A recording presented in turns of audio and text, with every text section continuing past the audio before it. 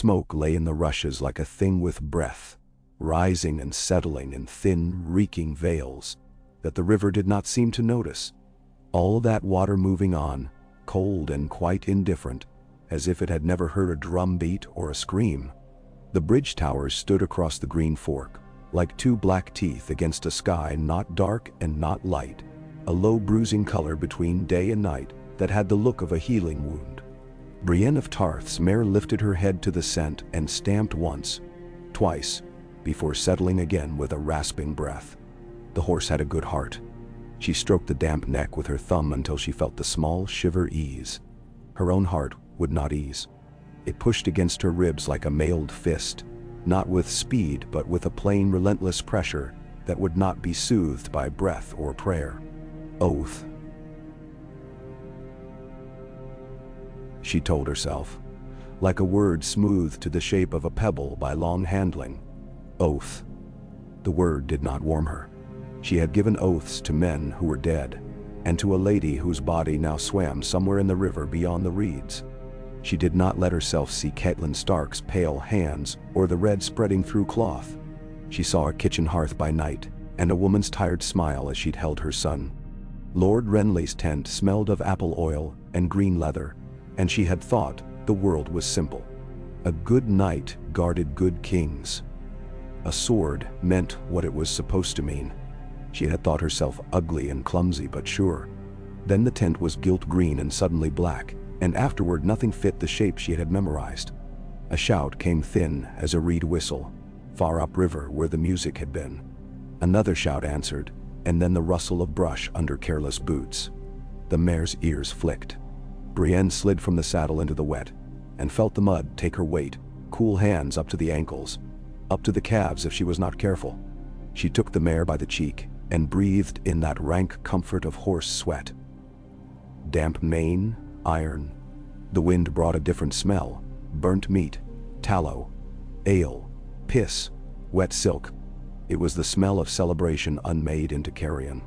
Her sword's hilt filled her palm like a remembered word. She did not draw it. You are one woman and one horse. Patience is not cowardice. She let the dark use her height, the alder and the reed use her breadth, made herself less by halves and quarters. A torch bobbed between the trunks and a man laughed, a sound spaced by hiccos. Wolf's bitch, he said, to no one and someone. Another answered, there's bitches enough. A feather bed sings sweet to any man who's had to sing himself. Their voices slid away again into the reeds and the night, like bits of fat riding the river's scum. Brienne put her hand on the mare's nose when the beast would have snorted. She thought of the girls, two faces she had tried to build from words and memory, one proper and pretty, the other small and fierce-eyed, always running, like a colt that had not yet known a saddle. Catelyn Stark had spoken of them one night, with a voice that had gone softer, not with tears, but with care. The way women speak of bread they have kneaded, and of small hands they have cleaned. Sansa, Arya Tor. The names were clean in Brienne's mouth when so much else had turned to ash. Something moved beyond the barley stubble, quick as a hare but not a hare. The sound of a foot that had learned to be light. Brienne turned her face and saw, at the very margin of seeing, a shape low to the ground, hands and knees in determination. The torchmen were far apart, careless. The shape's head lifted, and then the head turned toward the towers, shadows making a second face where there should be none. Hold, Brienne said, barely air. The shape froze. The mare, good beast, did not toss its head. Brienne moved one step forward and then another, each foot finding what ground would hold her. She could have been a tree that had chosen to walk. Slow. Sure, not to be noticed unless you looked too long. She came to the shape and saw a face she had been trying to make for a year out of words. A girl's face, smeared and sharp and hollowed by too many hungers, the eyes too old for the bone around them. The hair had been hacked at with a knife used for other things. The lips were set, bitten, and set again. The girl looked at Brienne's sword, and then at her height, and then at her face. She did not shy, only gathered herself for the bolt. An animal, Brienne thought, and yet not. Some animals know when a hook hides in the bait. Don't, Brienne whispered. If you run, you'll die. If I stay, I might kill you. The girl said, voice raw, as if she had been shouting names into a cold wind for days. The sound of her was like flint. Small, dry, dangerous to the unwary hand. If you try, I'll break your arm. Brienne returned without heat, and saw something like a flit of laughter cut through the smoke of the girl's look and vanish. Another sound came then, one Brienne's bones recognized before her ear understood it. Chain on scale, but unlovely. Sloppy. A harness in want of care. A man in a mail shirt stepped out from the barley with his torch low, his sword still in its sheath, red cloth tied round his arm. Fox-faced, a mouth full of threat that thought itself humor. He stopped when he saw Brienne, weighted the sight of her with his eye, and turned to shout back over his shoulder. He did not finish the shout. He was quick, quicker than she would have thought from his swagger. But she knew what a man's shoulders meant when they set and rounded, and her hand was already on the hilt. The blade came up and kissed under his yell, and he fell without much fuss, as if he had decided to lie down. The torch went out in the mud with a cough of sparks and smoke. The mare did not dance. The girl did not scream or run. She watched the man's legs kick and then be still, and her face did not change. More boots. Another torch. Eric? A voice, petulant. Har. The second man came on and saw the first, and made the shape of the first man's name again without breath to put in it. He tried to lift the torch higher, and the torch shook, puddled the light against his own face. He was younger, this one. The boy he had been yesterday looked out from behind the look he had made for tonight. Brienne told herself very calmly that there would be more. She let him shout. The sword made a small ringing in her hand when it met his. He knew where the edge was, and he was not a fool. But he was drunk. He hacked where he should have thrust and thrust when he ought to have waited. He forgot his feet. He died. When he was down and the reeds had stopped saying, yes, yes, to their short-winded flapping. Brienne looked back to the girl and found nothing there. A hollow place, the way snow remembers a warm body. Brienne bit back the word, no. Because men might hear it and turn toward it instead of away. Because sometimes words have shape, and the wrong shape draws steel. She looked where a girl would go, who expected the world to be her enemy, who had learned to slip into the places that were left when men had taken all the ordinary places. The ditch, the water, the belly of the mare's shadow. She did not find the girl in any of those places. She found her instead halfway to the river, swift and low. Beyond the girl moved a larger shape, and it moved the way a blade moved, with the confidence of a thing that had learned how to hurt and live. It was without a torch. It did not need one. The moon, which had seemed too thin to be useful, slid from a rag of cloud and struck to a dull glimmer across a notched sword and a face that did not care what the light showed of it. Although half of that face had once been very handsome, as Brienne had been told.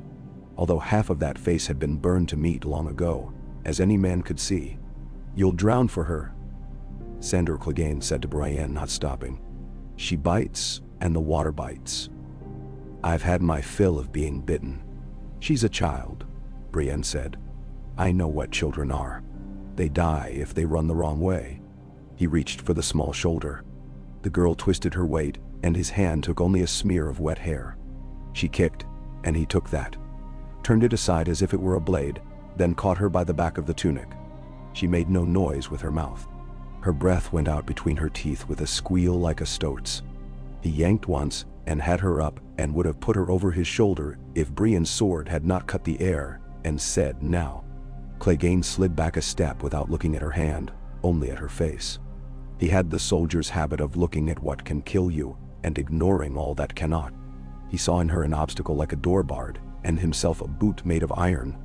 You carry a sword like a knight, he said. All that doesn't make you one. No, Brienne said. He grinned with the good half of his face, and the scarred half twitched. You're honest, big as a barn, and stupid as one. Come away, little wolf. He shook the girl once, as a man shakes a dog to warn it. I know who you are. Your head's worth more than this man's life, and more than mine too. If it comes to it, I'll have you warm. The nights get cold when the songs stop. Then Darrow. She goes with me, Brienne said. Who in all the hells are you that has any say? He stepped easy, never a proud man's step, always half the weight ready to turn, a city fighter's step. The river made a sound like teeth when it ran around a half-sunk millstone. Brienne set her feet to the earth as if she were setting a table for a lord, careful and sure. Tell me your name and take your beating, or keep your name and take your beating. It's the same meal. Then Brienne knew what men expected of her when she told them who she was.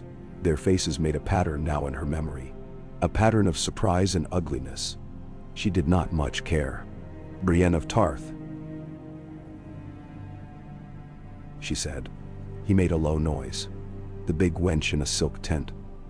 Kings and whores alike love a story. You were sized up and sold, I hear. How long does a woman keep a vow to a dead lady when the world has gone to shit? The girl had gone very still. Clegane felt it and snorted.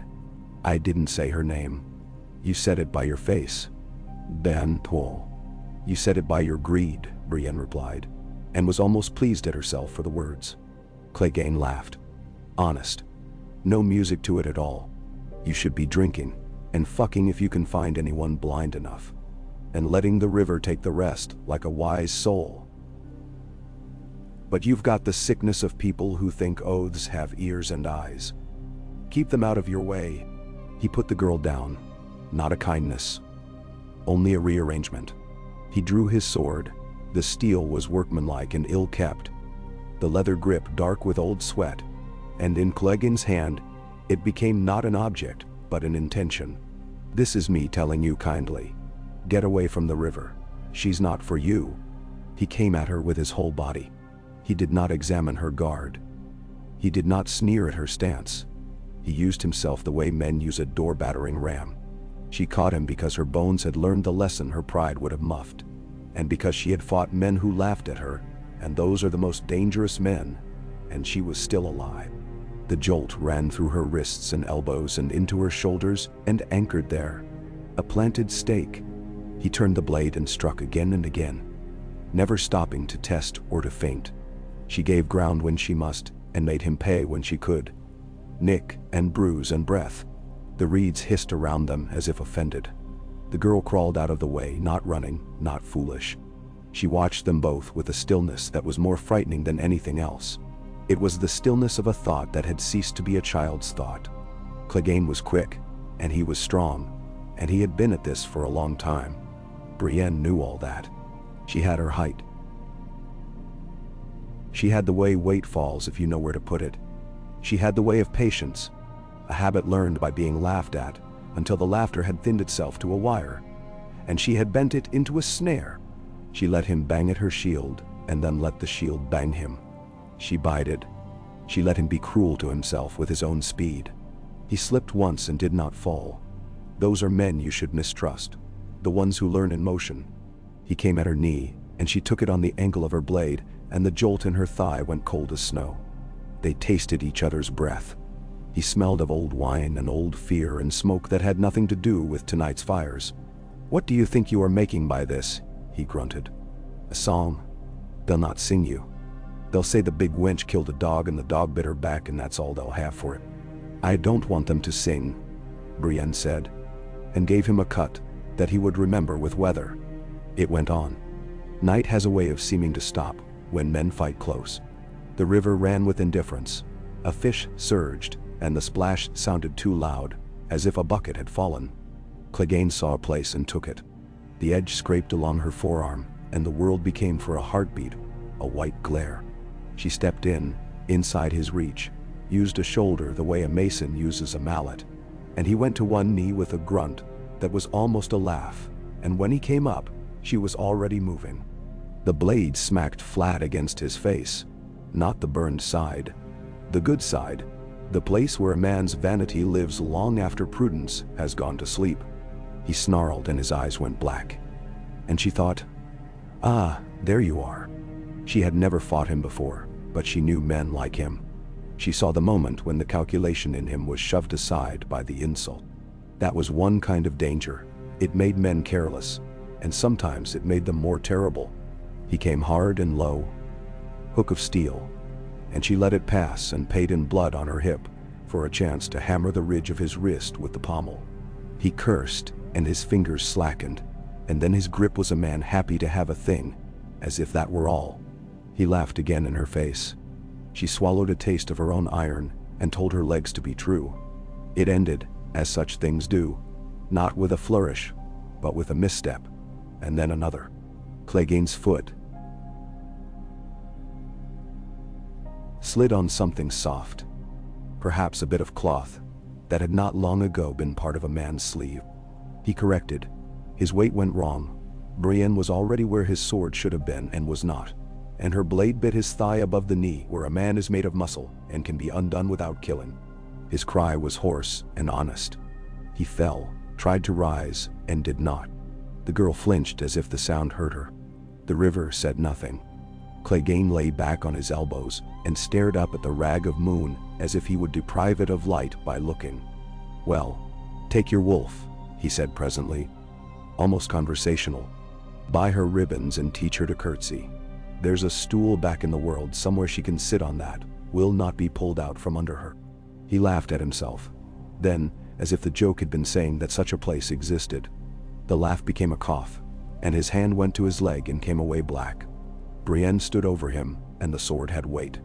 He watched her, and did not flinch. "Do it then," he said. "There are worse hands to finish me. I've seen you.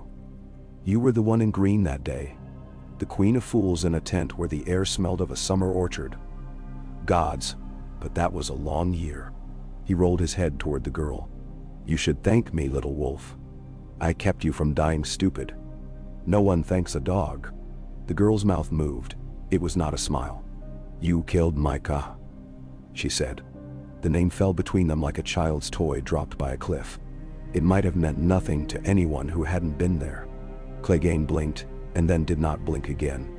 "I did," he said. "And more. So many things and people,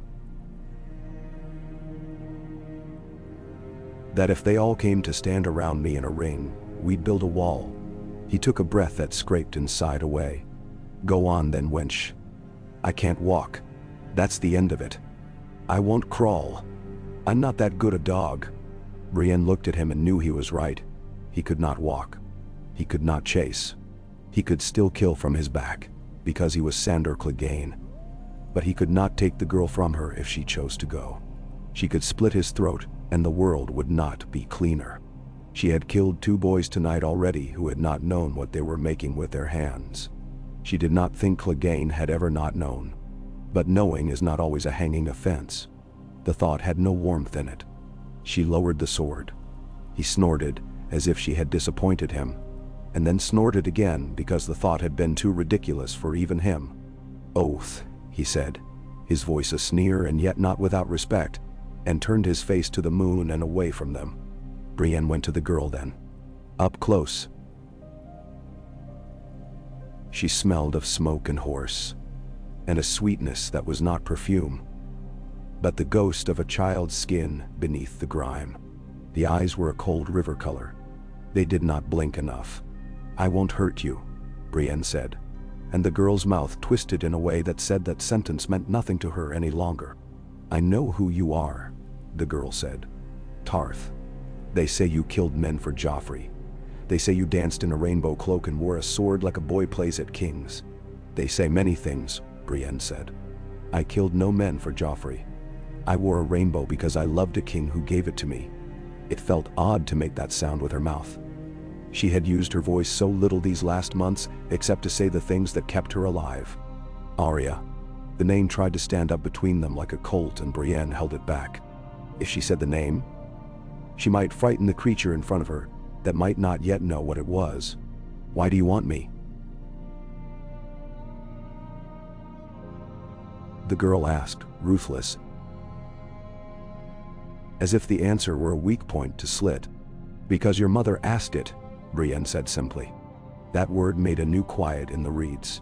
My mother is dead, the girl said. Her face did not change, but the words were a weather, quick and sharp and done. My brother is dead. My other brother is dead. My father is dead. The singers sang them all wrong. They were all better than the songs. I know, Brienne said, though she could not possibly. But she had seen a man murdered by a thing no blade could fight, and she had watched a lord's blood steam in a cold place while men took his banners like table linen after a feast. She had seen good women mocked for caring and bad men praised for it. She knew the weight of missung songs. You have a brother at the wall, she said. He will not be in a song, but he is alive. If I can, I will take you to him. The girl looked past Brienne to where Clegane lay, and then finally looked up into Brienne's face and let the looking be a kind of touch. All men who say they'll take me someplace end up taking me someplace else, she said. I had a man who said he would take me to my mother. He took me to the twins. He took me to the wrong door. Brienne did not ask the name of that man. There were too many wrong doors in the world. You can ride, she said. You can hold a line when the horse's feet go into the water. The girl looked at the mare, and the mare looked at the girl. The mare would carry what Brienne asked. She had a patient back and a forgiving eye. The girl nodded once, a soldier's nod. She went to Clegane and stood above him and looked down. Brienne did not hear what she said then. It might have been another name on that list she wore like a rosary. It might have been nothing at all. Clegane did not answer. The girl stooped and took a knife from his belt and weighed it in her hand and then put it back. She walked to the mare and put her foot to the stirrup and mounted without grace but with stubbornness, and that is sometimes the same thing. Brienne lifted herself up behind in a way no master of horse would have praised and took the reins. The girl's back was a narrow heat under Brienne's chest. She had held a boy just so once, on a palfrey slower than this, to keep him from sliding while they forded a stream. He had been laughing then, a high sound that made her want to laugh herself. And she had not known how to make her mouth do it. She had wanted to be careful, and that had felt like enough. She set her knees, and the mare stepped into the reeds and the water with a sound like long silk. They did not go toward the bridge. They went away from it. Along the riverbank where the men would not bother to look because they were either drunk on victory or careful of a whipping, and in both states tried to make themselves obvious to the torches. The mare's hooves took the mud into themselves and then let it go again. A gentle patience. The wind moved. The smoke thinned. Frogs spoke of nothing, the way frogs do, content to live small and ignore the sins of men. Very gradually, the hollowness in Brienne's chest found room for breath, and the ache along the outside of her thigh and the sticky warmth at her hip made themselves known as if they had been waiting in the dark for permission. The girl must have felt it, or smelled it, or remembered the shape of battle, because she said, "Lo, you're bleeding." "It will slow when the night does," Brienne said. That sounded like a line from a ballad, and she regretted it at once. It's nothing the morning won't use. No one who has bled says that and believes it, the girl said, blunt, and Brienne liked her for it without letting herself smile. Do you have a name? Brienne asked, after some time, when the towers were far behind them and the dark had turned from bruised purple to a deep iron gray. The girl's back tightened under her hands, not fear, more like a muscle remembering work. I have many, she said. Which would you like? The voice had brittle edges. The true one. The truest one is the one I am now, the girl said. And Brienne liked her for that too. After a little she added, I was Arya once. She did not turn her head as she said it, the way a person does not turn when they speak to someone sleeping beside them and do not want to wake them. She might as well have shouted. The reeds had ears for this. Brienne shut her eyes on a slow gratitude. She did not say the name. Saying it felt like pressing a bruise. Very well, she said. Arya, we will need food soon, and a fire not too large, and a place where no one has bothered to look for a while. There's a ruined sept near here, if I am not misled. The roof fell, but the walls stand. The stones, remember, sermons. Stones are not very loyal, but they are stubborn.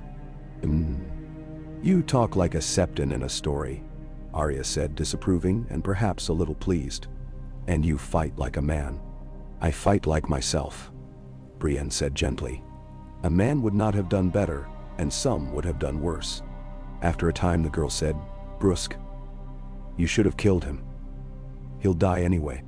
Many things will happen without our help, Brienne said. And then, because she wanted the girl to tell her if she had made a mistake, I did not want to kill him tonight. Not because he did not deserve it. She felt Arya's head turn a little, not enough to look back, only enough to listen with the neck. There's a list, Arya said. I say it at night before I sleep, when there's time. It's a prayer, but not to the seven. He's on it. Brienne could not say what she thought of that. She had prayers too, of a kind. Some were names she wanted to keep alive, and some were names she wished to bury. We will find you a different prayer for now, she said. Careful. A man can live on hatred for a time, but it has the nutrition of reeds.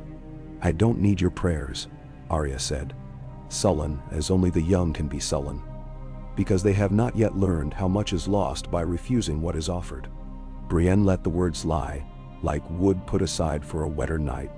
They found the sept where Brienne had said they would, a scar of stone with a throat open to the only stars they had. The walls had once been whitewashed.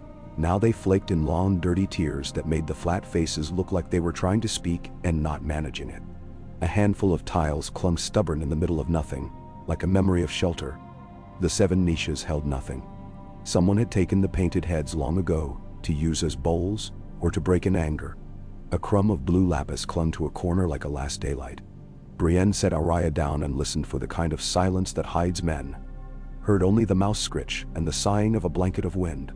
She made a fire as a contrite boy might do it in a kitchen. Small and well managed. The light gathered itself instead of boasting, and when the smoke went up through the ribs of the roof, it did not stop to call attention to itself. She had bread and a greasy cheese, and the end of a sausage wrapped in an old cloth that had once been part of a lady's shift. The mare contented herself with liftings of the tough grass that had learned to grow in stone. Arya ate the way a soldier eats, quickly, and with the whole attention for the task, eyes awake and moving. When she was done, she licked her fingers without shame, and wiped them on her hose, then leaned back against the rubble, and tucked her hands into her armpits, like a street boy in winter. Brienne cut strips from her cloak and bound her own hip and arm and said nothing of it. Arya watched and said, finally, grudging, I can do that. Tomorrow, Brienne said. If we make it a lesson, it will be better. I don't need lessons. I need a sword. You have one, Brienne said, and looked at the knife at Arya's belt. It was a toy to a true sword, and a true danger to any man who thought it a toy. You have yourself, she corrected. A sword is only a hand that has been separated from its owner, and does not know what to do anymore. That's stupid, Arya pronounced with the absolute conviction of the very young. And Brienne smiled then, slow into herself, and put her head back against a piece of fallen arch. When Brienne slept, she dreamed as she always did, of battles that became kitchens and kitchens that became courts, of voices she could not stop from speaking, and of swords that had turned into mulish geese. But beneath and through those ordinary foolishnesses, there was another thing that had begun to live in her sleep, a road that did not end, always bending to the left, the trees a little too green to be true, and footsteps behind that never came abreast. She woke once, with a fire a red thought, and the roof ribs cutting the stars into lozenges. Arya sat up, knees up, chin on knees, watching Brienne as a wolf watches a fire, deciding if it is a friend. Brienne lifted her head and regarded her back, and then her eyes, and did not speak. Arya did not look away. The world lived between them in that look, a small hard kernel of something like trust after all the lies. In the morning, the sky was the color of pewter that had been handled by too many people. Mist moved from the river in slow bodies. Brienne cooled the embers with the flat of her palm and covered the fire's bones with dirt. The mare shook out her mane and snuffed into Arya's hair, and Arya told her, "Don't." And then, when the mare persisted, scratched the velvet of her nose with reluctant tenderness. They set out without much talk because talk wastes and the day's work is not rich enough to fund it. Brienne set them east along the small roads for a time, avoiding the places where men had tried to make better roads and then had been forced to use them. It is a strange truth that the best roads are the most dangerous when men have become their worst selves. The hedges hid them, as they had hid many others. Broken branches showed where a wagon had been forced through not long ago and had cut itself on the thorns. They passed a tree that had more songs carved into its bark than leaves. On a low hill, a boy in a rag of a green cloak watched them and did not wave. Arya looked back at him until the hedge took him away, and when he was gone said, "I know that cloak. In that color, there are many cloaks." Brienne said, "Some were once worth something, and some meant only a tailor had a pretty dye." "It meant something," Arya said, but she did not explain what it had meant. She looked at the world as if memorizing it, so she might go back and correct all its wrong cuts later. They came at noon to a mill without a wheel. The water had found other business. It moved past the stone as if it had never stopped there. A woman sat on the step with a child at her breast and a girl in the dust at her feet, playing with wooden spoons, making a clatter that pretended to be a song. The woman stared at Brienne and Arya as two bad pennies. Her eyes were a pale soup. Brienne lifted two fingers to her brow and said, "Good day and mother keep you," and meant it. The woman looked at the sword and looked away. "You're heading the wrong way," the woman said, as if they had once told her such things. And now she had learned to tell them to others. There's men that way, and dogs. There weren't any dogs before, and now there's too many. They take things. Sometimes, a dog takes a hand off you, as if it never belonged to you. "We'll watch," Brienne said. She put coin on the step, a small copper of the sort that did not have a lord's face on it anymore, because the faces changed, and the coin did not wish to be made a liar. The woman did not thank her. Gratitude was a luxury the poor could not afford. It meant you believed another such coin would come later, and so made a fool of the day. They watered the mare there, at a place where the bank sloped, and the mud was not treacherous. Arya stood with her hands at her back like a stable boy, and counted breaths for the animal, not letting her drink too much too fast. She had learned that sort of trick where no lady of Winterfell would have had to learn it. Brienne watched and thought. She is not made to be saved as a lady is saved. She must be fought for as a squire's fought for, and taught to fight for herself. After the mill, the road narrowed to a notion of a path. Brienne walked, leading the mare, because the mare had carried two that night, and already they were bound to ask more of her before the day was done. Arya walked too without complaint. Her feet had hard information in them, and did not waste energy on a fuss. When the hedge opened to a field of stubble, and beyond that, a stand of poplars that had not been harvested because men had been busy cutting one another, Brienne saw the broken shape of a sept bell on the ground. It lay like a great ear. Someone had hit it with something until it cracked like an old heart. Arya kicked it, and it made a dead sound. "There was a woman with yellow hair who told me a story once," she said, looking not at Brienne but at the idea of the story. "She said a knight would come with a banner with a golden hand and take me home. I thought I would like that. I was stupid then. When." Brienne did not say the thing that rose immediately, that golden hands are cold. She had seen one soft hand close on steel and never open again, and there had been no song there either. A banner is a thing to show other men. It is not a promise. She said instead. "What is a promise?" Arya asked, unexpectedly fierce, as if she would put it on a spit and roast it until it told her the truth. "A promise is what you hold in the mouth when there's nothing else to eat," Brienne said. "Sometimes it keeps you alive long enough to find the thing it stands for. Sometimes it makes you starve. I don't know which this one will be." "Ben?" "Good," Arya said, and Brienne understood that good meant it was not a lie, not that it was a comfortable truth. The girl was familiar with uncomfortable truths. She wore them like a dirk against her hip. In the late afternoon, the sky took on a copper weight, and the smell of rain came up from the earth as if the ground itself had been holding its breath since before men built bridges here. Brienne could feel the ache in her leg speak more plainly. They crossed a common where sheep would have been, if sheep had not become stew. There a dog watched them from under a cart, yellow-eyed, ribs like fingers, tail down. Arya and the dog exchanged a long regard. The dog licked its nose. Arya did not. The mare breathed out a soft question, and the dog did not answer. Brienne did not like the way the dog did not blink. Rain came, not in blades but in a thick, persistent patience that was Brienne's own nature made into weather. It slicked the hair to Arya's skull and soaked Brienne's cloak until it became a thing to be endured rather than a garment. They found shelter in a coppice, where the trunks grew close enough to shrug and touch like brothers. Brienne thought she made it so because she had once read that willows remember each other. They were poplars. It did not matter. They were trees, and they had room under them for two who did not believe there would be room anywhere. The rain made talking a matter of shouting, so they did not talk. Brienne wrung her hair like rope, and Arya wrung her sleeves, and they watched the drops make 1,000 millions of small impacts on leaves and earth.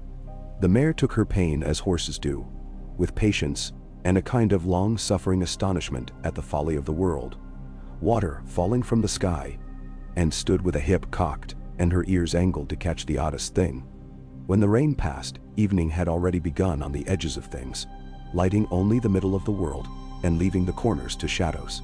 Arya said suddenly, "He was going to sell me." "Yes," Brienne said. "I would have killed him before he did it," Arya said, and there was no brag in it. She was stating a thing about the weather, or the way bread rises. "He knew that," Brienne said. "That is one reason he wanted to sell you quickly." Arya took this in, turned it to see the seams, and then put it down. "You should have killed him," she said again. "Not as a demand but as part of a thought. There will be more men who deserve death than I have steel for," Brienne said. "I will do what I can. I will get you away from those I can. I will teach you how to move so men see you as a shadow, and not a coin. I will keep looking east for a gate we can use, and when we have one, we will talk about north. We will not tell anyone who you are if we can help it." "Ah." Arya nodded once. "If we go north, we'll have to cross the neck," she said. "Cranagmen won't sell us. They have their own ways. I met one. He beat a boy without touching him. Then we will count ourselves lucky if we meet another," Brienne said. "But I think we should go east first. There is a woman in the Vale who was your mother's sister. She's mad," Arya said flatly. "She let my father die before he died because she couldn't open a gate. I don't know if I like people who can't open gates." "Man, so. Even mad women have doors," Brienne said. "Some of them open." She did not tell the girl how narrow that hope was. How tricky. It might be that the wall was the only place where the air would not burn Arya's lungs and the ground would not tilt under her feet. But the east had fewer soldiers and more rocks to hide under. Between the two of them, they could make a plan out of lack. They made a small camp and watched the shadow of night eat the shape of the world in careful mouthfuls. Brienne took first watch. She had learned not to trust sleep at the beginning and the end of things. Arya fell asleep with the abruptness of the hunted and the young mouth open a little, her hand still on the knife. Brienne watched the slow rise and fall of her chest against the ugly cloth of her jerkin, and felt her own breath fall into a rhythm with it, despite her will. For a moment, when the wind dropped to nothing and the world held itself as still as a thought, the night and the trees and the small bright ring of fire, and the two of them felt like a right thing. A wolf howled far off, not the thin yelp of a cur or the hungry bark of a farm dog seeking a mate, but a deep and old cry that belonged to hills and to the dark under firs. Arya's eyes snapped open. She said the name, Nymeria, almost without sound. Brienne felt the hair at the nape of her neck wake as if to a hand. The wolf called again, and another answered, and then there were two seated somewhere outside the circle of their hearing, and the sound between them was a road. Arya stood without thinking and took a step into the black. Brienne's hand reached and closed on the back of Arya's jerkin and held her as one holds a cup that might fall. Not roughly but not gently either. Arya twisted and looked up, and her eyes were not the eyes of any child Brienne had known when she herself was a child. "Let me go," Arya said. But she stopped stepping. "They're mine. They are their own," Brienne answered. Too soon, knowing she had said the wrong true thing. Arya stared hard at the darkness, and then back at Brienne, and measured something that neither of them had names for. "I'm going to sleep again," she declared, like a threat, and dropped down by the fire as if she had always intended it. In the morning, her mouth tasted of iron. Brienne's too. Old blood and new promises will do that. They went on. In the days that followed, they made a rope of small things. Ways to tie a blanket, so that it did not gather rainwater into its own pocket and pour it down your spine when you least expected it. Which weeds to chew to make the tongue forget thirst. How to wrap a foot when the boot had betrayed you. Arya took each lesson greedily and paid for it with a piece of hard knowledge of her own. Where a village headman hides a second key, where a butcher's boy sleeps if he has been scolded. How to look at a man's hands and know whether he will steal from you or later from someone else. Brienne taught Arya to turn her shoulders when a blow came, so that there is less of a person left to strike. Arya taught Brienne to shorten her stride when the road is rough, so that a man hearing them behind will think them fewer. They became a pair of persons more than the sum of two, like a knife and its whetstone. They skirted the crossroads because a pair of riders had gone that way with too much laughter, and because the inn there had learned to speak the language of whoever held the day, and Brienne did not wish to place Arya's name on any table where men might move it around like a game piece. They slipped through a persimmon orchard where the fruit had gone to waste for want of mouths, and Arya filled her jerkin with what had not yet rotted, so that her chest bulged comically, and she glowered at Brienne, daring her to laugh. Brienne did not, and that made Arya laugh instead. They crossed a ford where a boy not yet old enough to grow whiskers demanded a toll at knife point, and Brienne gave him half an onion and a slap to teach him to aim his blade properly next time. And he looked outraged, and then ashamed, and then almost grateful, and stood aside. When a band of 6 came out of the trees one afternoon wearing bits of red cloth at their shoulders, because the last thing a man keeps is the habit of declaring himself, Brienne made Arya go into the ditch and lie with her mouth in the mud, and breathe through the freeds. And then Brienne put herself in the path as a woman returning to a husband. The men were tired and smell-sticky, and pleased with their own danger, the perilous mood of victors who have not yet been punished. They grinned at her and called the sort of things men have always called at large women, and one called something better, and for that one, she left him his life. She let them see the sword only when there was no help for it, only when a man had come too close and discovered at once that he hated the thing he wanted. She punched one with the edge of her shield, and heard teeth break like little shells.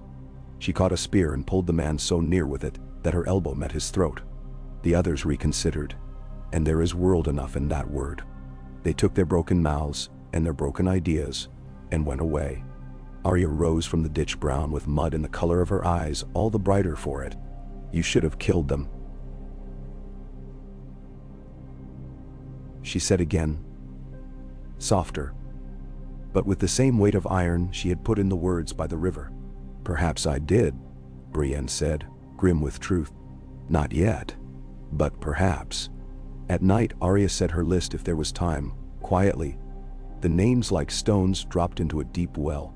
Brienne did not ask her to stop. She did not tell her that such things change a person inside. She could feel the shape of Arya's mind when the girl spoke those names. A small, hard, glittering thing, bright and dangerous like a jewel sought out of its setting. Brienne did not think the gods would mind. The gods have other business. But she did not say that either. She began, after the 4th night, to answer the list with the names of things she had loved that had not killed anyone. They were mostly small things. The taste of a pear that had not been cooled by a cellar, and so ran down your wrist. The sound of Renly laughing so suddenly he choked and could not stop. The way an old dog lays its head on your foot as if to say that's enough. The color of the sea on a winter morning on Tarth when the sun has not yet decided what it will be. Arya did not tell her to be quiet. On the 6th night, when Brienne ran out of pears and laughs and silences, Arya said, "Grudging, warm straw in winter, the smell when you open the stall." After that their 2 prayers went back and forth like the shuttle in a loom. making a narrow cloth that might hold. One dusk they came within the sound of a town that had once been bigger than it was now. A bell rang uncertainly for the Angelus or for a warning, it was hard to say. Dogs barked and men answered. There was the smell of frying fat and the smell of human waste, which is a kind of promise. There will be other humans here. Brienne drew them off the road and into a stand of elder where the air held that clean cat smell elder always carries. We could find a room, Arya said, not covetous, merely practical. Rooms have beds. Beds have straw. Rooms have eyes and ears, Brienne said, and tongues. We have money for one room and twice as many problems as money. I can steal, Arya said, as if she had offered to mend a tear. I know, Brienne said. We will keep that for worse nights. What are these then? Arya said. I've had nights worse than this, and I'm tired of the word worse having so much work to do. Bells paused and took breath. The mare set her teeth on a branch and pulled leaves into her mouth as deftly as a seamstress pulling thread. Something moved past the trees, and those somethings wore steel under their clothes.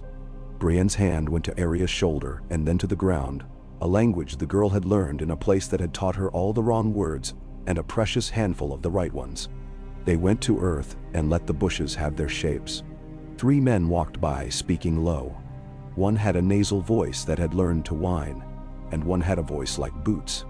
The third did not speak at all.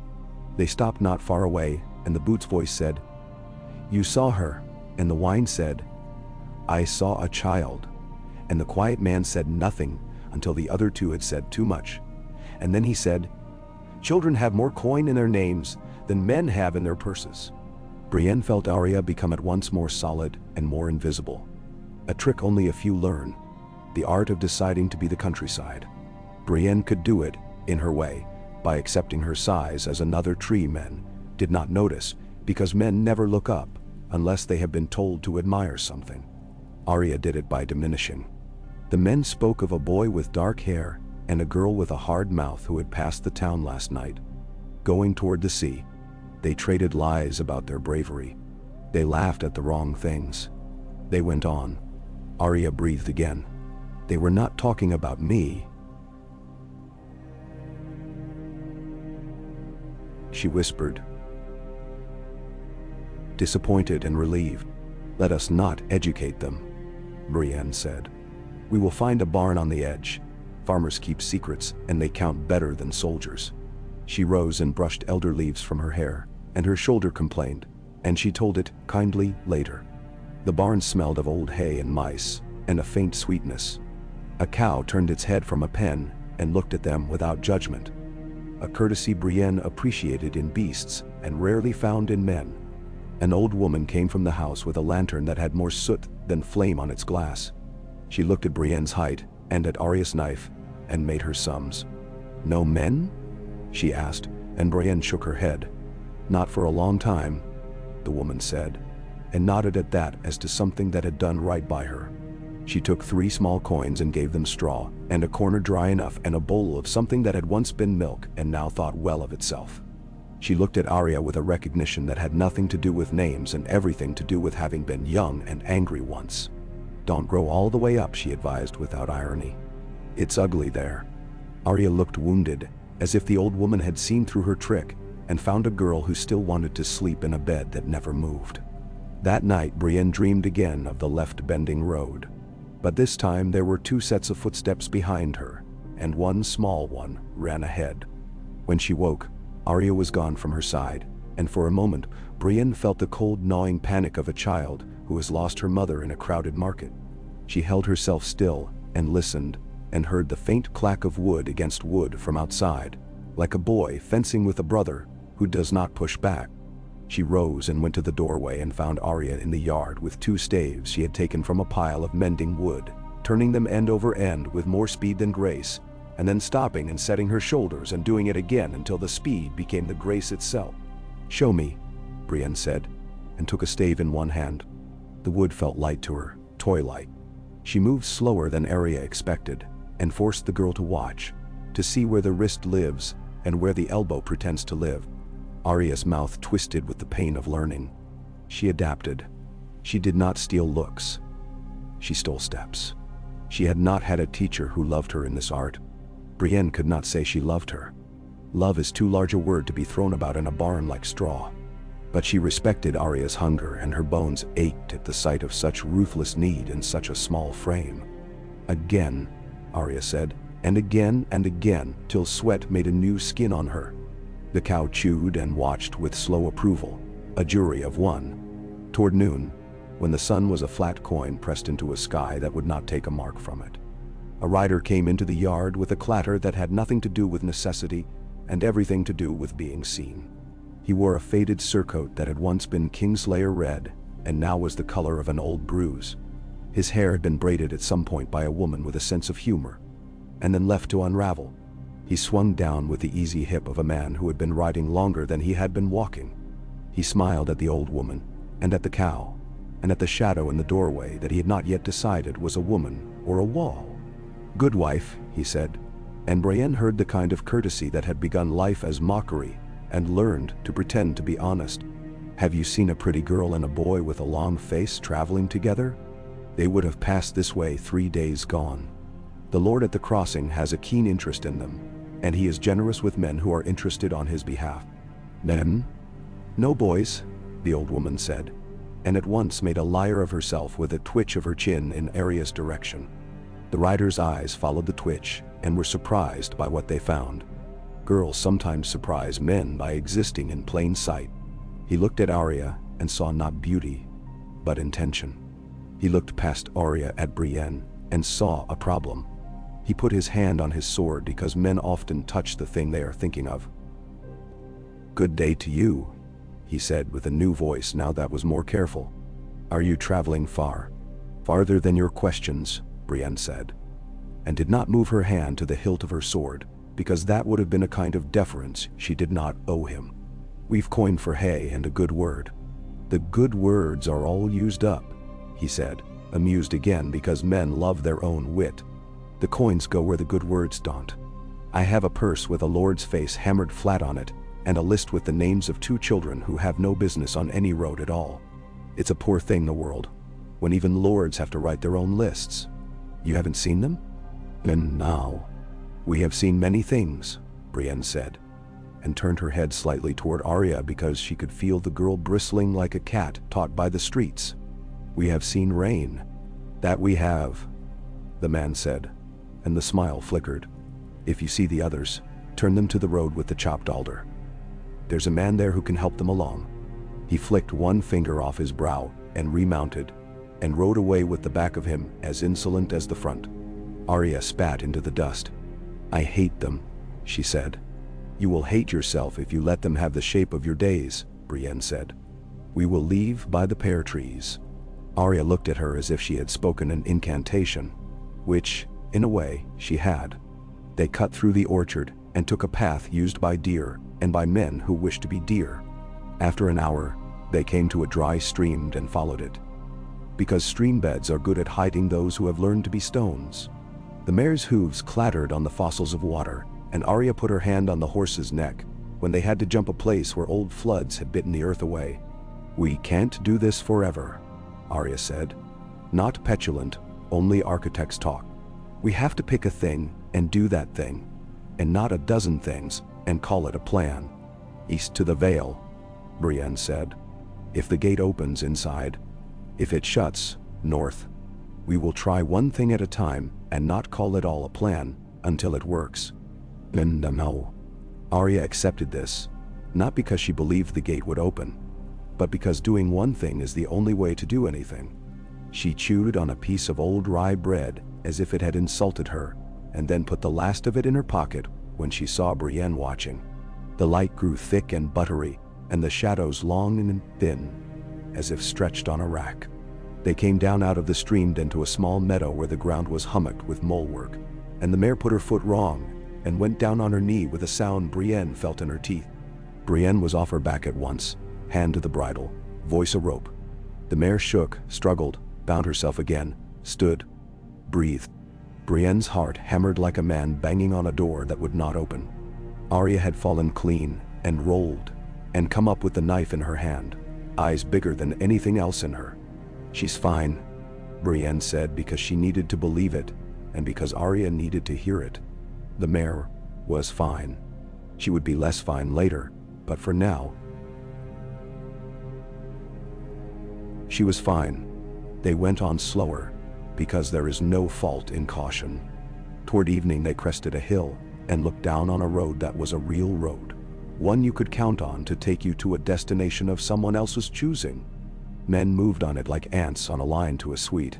Carts creaked. A woman with a basket walked with a baby on her hip, and a knife in her belt, and her mouth set in a line that had been learned. A boy led a pig with a string that the pig was considering eating. Far down the road, a group of soldiers rode in a unit, tidy enough to make Brienne's skin remember how to sweat. Not Freys, not Lannisters, not men as she had names for, but men with an idea of themselves. Banners tell truths and lies. These had none. That is sometimes a truth all its own. We will go along the hedgerow, Brienne said. If anyone asks, we are going to sell cheese that we do not have. If they ask for cheese, we will sell them a story and come away with the money and the lack of cheese both. Oh, I can do that, Arya said. I can sell them their own words back to them and make them pay for it. She almost smiled and then remembered not to. They slipped under hawthorn and holly and let the road be for other people. Twice men's eyes found them and slid away again. Third time the eyes stuck. A woman of 40 years with hands like a farrier's and a mouth like a judge's looked at Arya and then at Brienne and then at the sky and then back and chose to say nothing. She put 2 fingers to her brow and made a sideways blessing that belonged to no god, Brienne had learned. Arya returned it without mockery. By full dark, they had made a good piece of east. Brienne's hip ached as if someone had put a stone under the skin. Arya's face had a set to it that meant she was hungry but would not ask. The mare's tail had gathered half the bramble leaves on the left-hand side of the world. They found a place where the hedge let them into an old sheepfold, a circle of stones nobody had bothered to steal. They made a small fire again because small fires are friendly. Arya ate like a person paying a debt and drank half of Brienne's water when she thought Brienne was not watching. Brienne pretended not to watch. After, in the long middle of the night, when the dew is an argument you cannot win, Brienne heard a noise like a man trying not to break a twig. She put her hand on Arya's shoulder and the girl went from sleep to still in a blink. They did not speak. They listened. The noise came again, and a voice with it, pitched to be harmless and therefore more suspicious. "Hello, the fire," it said. "If there's room for a fool, he will pay for it in news." Brienne stood smoothly and raised her blade just enough to make a point without making a threat. The man who stepped into their dull circle of light wore a jester's motley that had seen too many seasons, and the bells on his cap were silent by virtue of being missing. He had a face you would forget and a set to his shoulders you would remember. He kept his hands open and out, and he smiled a smile that had been polished to show its lack of malice. "I don't like fools," Arya said blunt. "That is because you've met too many men who pretend to be what they are," the fool said. "Whereas I am pretending to be something else entirely."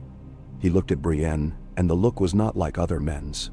It weighed her, and then weighed the space she took and the way she stood in it. "A woman with a sword," he said, "and a girl with a knife. Either a song or a cautionary tale. I think both. May a man share your straw if he shares what he knows." "What do you know?" Brienne asked, her voice bored so he would not think her hungry. "That there's a price on a girl's head high enough to make a man swear he's found her even if she's a goat," the fool said. "That there are men trawling the roads like fishermen with a net that has been used too hard for too long, and now catches only the wrong fish. That the Vale has shut its gates to beggars and to lords and to news both. That the river took a lady with hair like a banner and gave her back again. That the North remembers what suits it. That the South forgets at leisure. That there's salt in the rain from the sea this year, and the plums are sour for it. And..." Arya's eyes lit with that cold blue flame again, and Brienne said the only thing that could be said to such a list.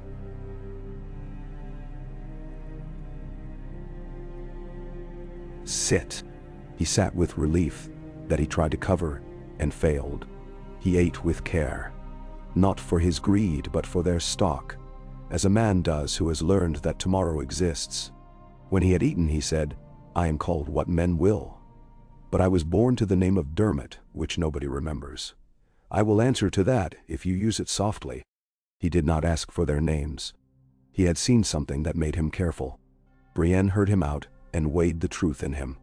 The part about the veil made her stomach go sour. The part about the net made her hands itch. The part about the lady and the river made Arya stare at the fire until the embers hurt her eyes. We're going east, Arya said then, challenging the fool to deny the world's shape.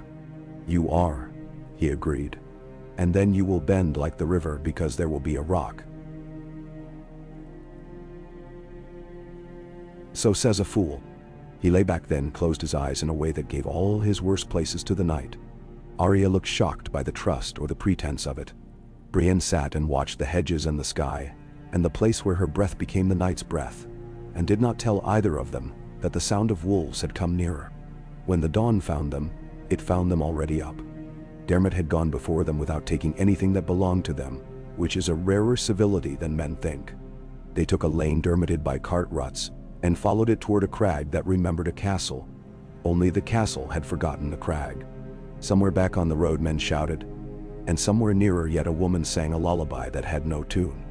Only the sound a mother makes when she wants to fill a space with herself, so no harm can find the shape of a child there. Arya walked with her jaws set and her knife loose in its sheath. Brienne walked with her sword at her back in its peace and her hand on the mare's rein. The day opened like a poor purse, coin by coin. So it went. They made east. They made north. They made not being seen into an art and being seen into a warning. Once they helped a man get his wagon out of a ditch, and he paid them in carrots and a smile that had lost its way home. Once they watched a farm burn and heard men telling each other it had been an accident and knew the sound of a lie when it tried to wear boots. Once Arya let a bee sting her and did not cry out, and then laughed and let 3 more because she said the pain had a pattern, and the pattern made it smaller. Once Brienne woke to find Arya curled like a cat in the crook of her arm, the knife point away from both their hearts, and she did not move for a very long time afterward, because some motions break the world and cannot be mended. And there was a day, some days later, when the mountains that had been a bruise became a fist, closer and harder, and turning the wind to a whistle in the teeth. They came to a place where the path chose between 2 stones, and one had been cut by hands, and the other by water. Brienne stood and looked at the stone cut by hands and thought of gates. Arya stood and looked at the stone cut by water and thought of rivers. They did not decide yet. They stood and let the day decide for them.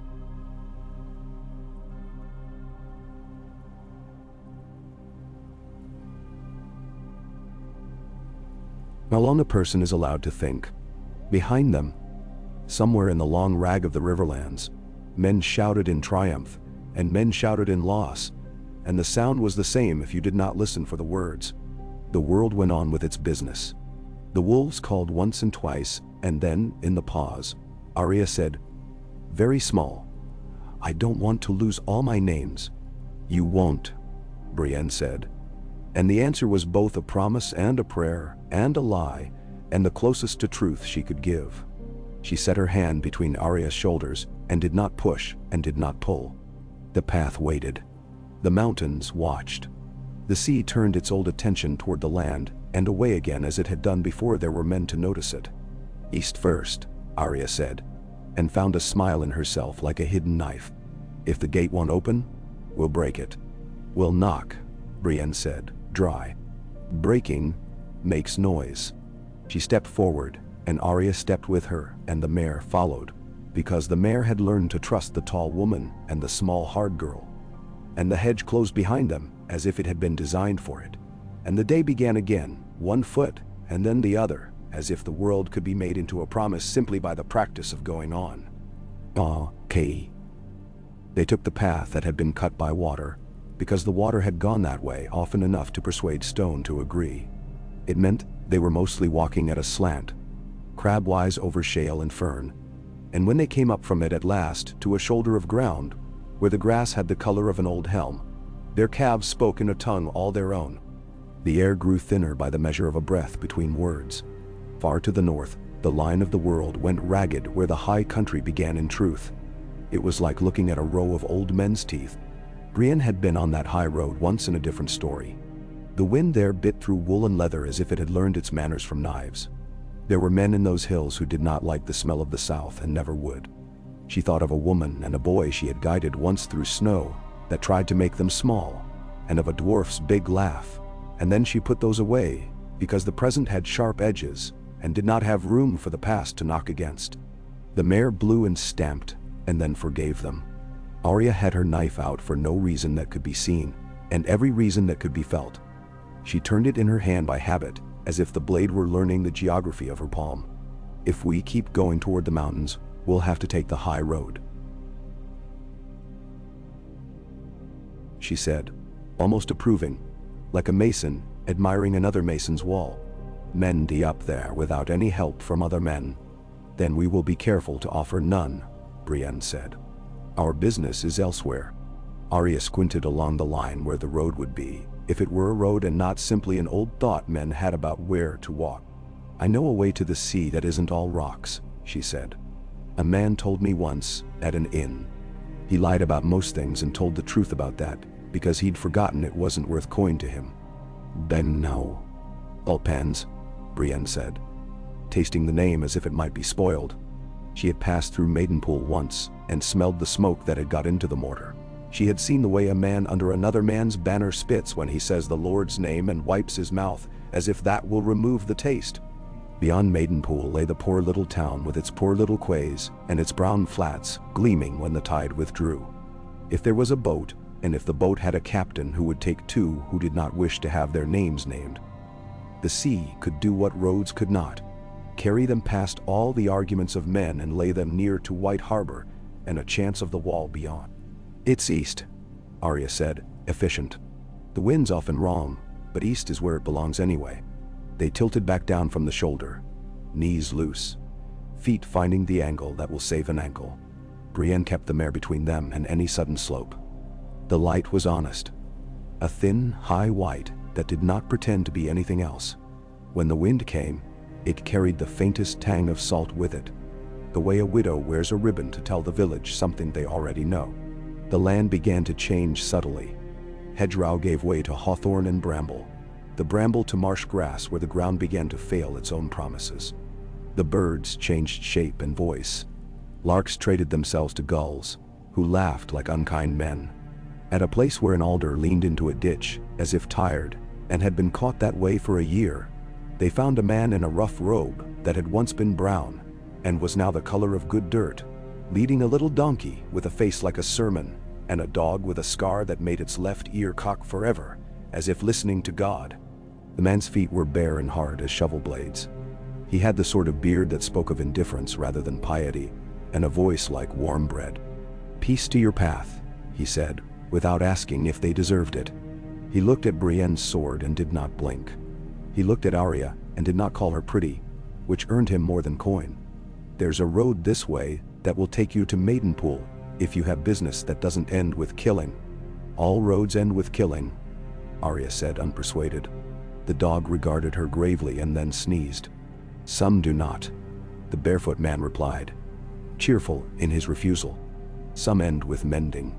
I am Maribald. He said it as if that should surprise no one, as if the world should have expected a Maribald to be standing there. And this is dog, he added, because he was a man who did not over-adorn things. The donkey flicked an ear and was not introduced. Brienne felt the peculiar comfort of the man like the heat of a banked fire. We've bred to trade for news, she said. We're going to Salt Pans. That is news, Maribald allowed, amused. I have old cheese in a pot that's seen better stews and worse times. I have seen Salt Pans. It has not yet seen me this week. We can go together for a while. The roads are safer when the people on them are going different directions in their hearts. Arya narrowed her eyes at him, as if he were a puzzle that might have prize money hidden behind it. Do you owe anyone? Everyone, Maribald said contentedly. That is the bliss of it. If I tried to begin to pay, I would have to choose where to stop, and I am not wise enough for that. The going was easier with his company for no reason that could be accounted. He spoke to the donkey as if to an old friend, and the donkey, who had the solid sense of a person who knows where the oats come from, obeyed without fuss. Dog ranged and returned, tail making a steady commentary on the state of the world. Maribald did not pester them with questions. He pointed out the things the careless eye misses, the way reed beds show where a ford will treat you kindly, the look of a willow that hides a muck pit beneath a pretty skin of grass, the small turning in the air when swallows choose to nest under a bridge that hasn't yet fallen. He had a way of speaking of dangers as if they were blunt facts and not insults. "There have been men at the pans with a wheelbarrow and a grudge," he said. "They take coin with hands that have cut too many throats to be trusted around any purse. They wear no color at all, and that is worse than wearing the wrong one. But the tide there does its work, and the work does not stop, because men have decided to be fools. Someone will be boiling brine even if the brine is tears." "No." Arya liked him despite herself. Brienne could see it in the way she kept walking nearer to Dog without noticing, and in the way her mouth softened at the corners when the donkey tried to reach a thistle over a ditch and failed indignantly.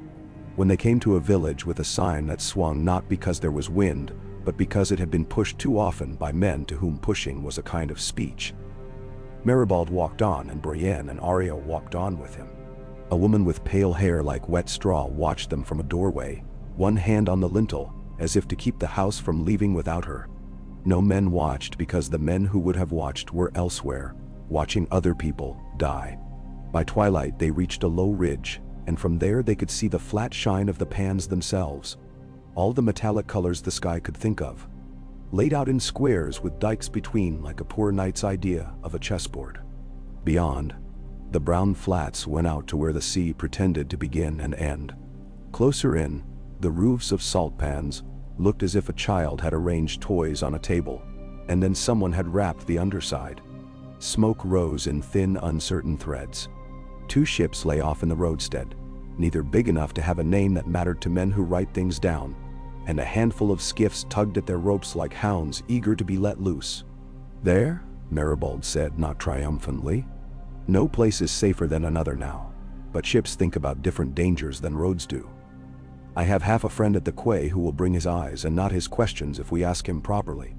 They waited in the lee of a collapsed granary until the dark did the last of its work, and then moved down into the town, by paths that were not quite streets. Brienne kept Arya close enough to feel the twitch of her shoulder under the cloth. In the half-light, salt pans had the huddled look of the too poor and the too tired. A child with a pot on her head like a helm ran across the lane, pursued by another child wielding a slat of wood, and their laughter sounded as if it remembered how to be laughter. A man stood in a doorway with a bleeding nose and the expression of someone who had only now remembered to be angry about it. A girl too young for anything that had already happened to her leaned against a post and did not meet anyone's eye. Brienne's rage at the world had grown so large over the last year that she had learned to carry it like a pack. Useful when needed, otherwise a weight to be borne quietly. Maribald led them along a quay that had once been new and was not anymore.